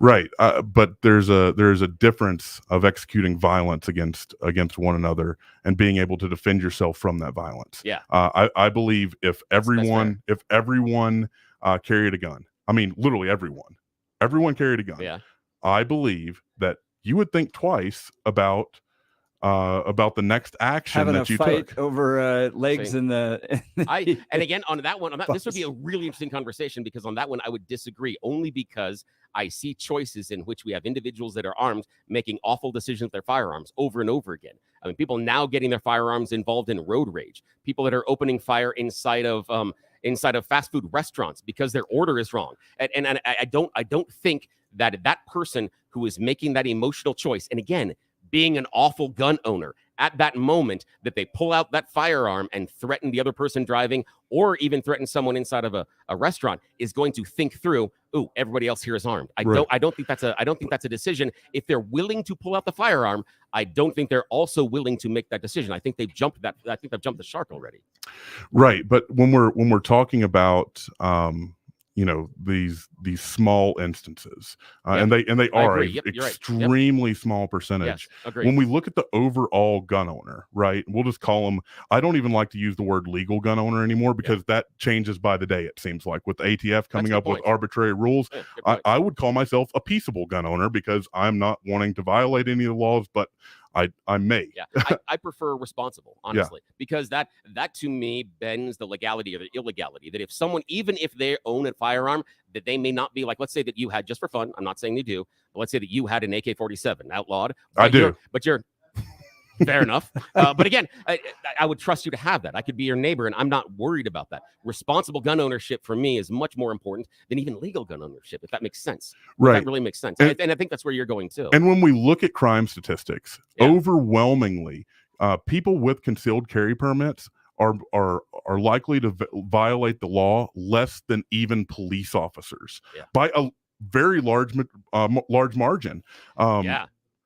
And so when we're talking about gun owners and these restrictions are not doing anything other than hindering my ability to protect myself, my family, and my loved ones. Oh, we are going to have so many fun conversations. Thank you so much for doing this. Taylor Rhodes, awesome, Executive Director at Rocky Mountain Gun Owners. We're up against a commercial break. We'll continue this, so stick around. You're listening to the Jeff and Bill Show on 710 KNUS.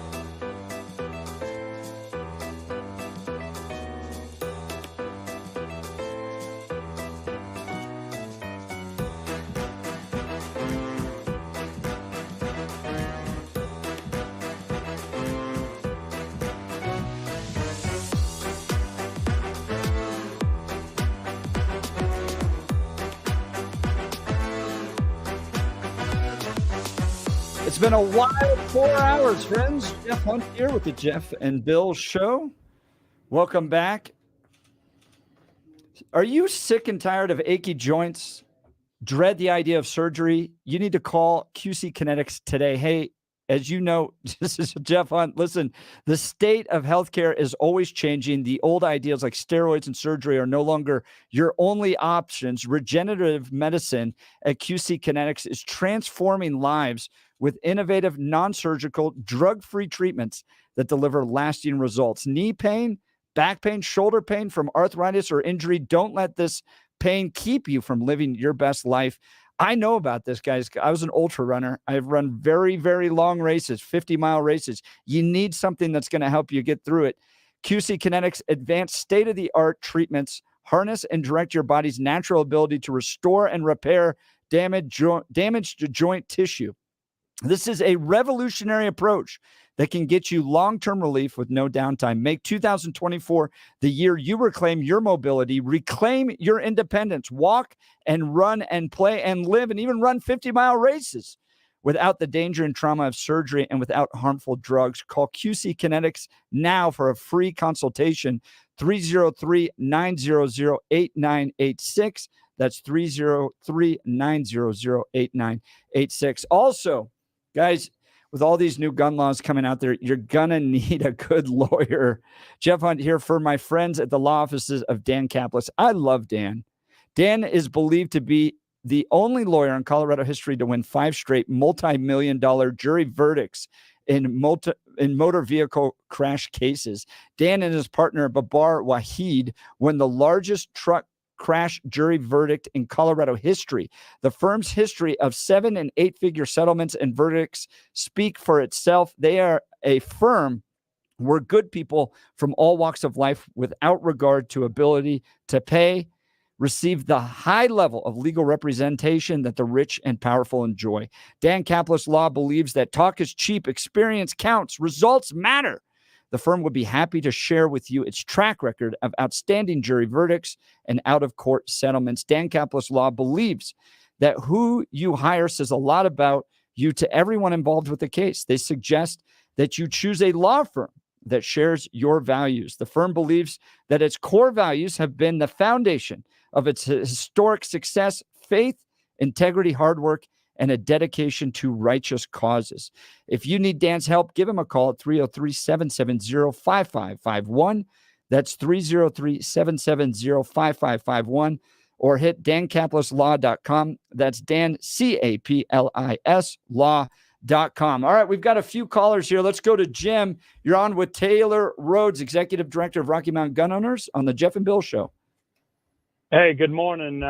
The business community has always had a very large part in our immigration policies. They always have, and that's the way we keep them in business. And and their parent, the Chamber of Commerce, has a lot to do with politics, and they always have. And we say that they're kind of conservative because they deal with money. Now, our country no longer can maintain our numbers, our population through births. And we are going to go back to importing young people into this nation. And I think it's completely unrealistic to be talking about more guns in a society where the Chamber of Commerce and all their power and access to the District of Columbia and our politicians may decide to flood this nation with 100 million African Muslims to feed the businesses and subsidize the businesses and keep them in business. You put guns in that type of society, you're wrong. So you want less guns in that scenario? More gun control? No, I'm saying the solution is not having everybody with guns on them and then watching our society transform into a Muslim society, in which has already occurred in the European Union. Those people's society is changed. Our society is going to change because we are no longer having enough European babies to maintain our society as we knew it 50 years ago. Well, here's a question to you, Taylor Rhodes, Executive Director of Rocky Mountain Gun Owners.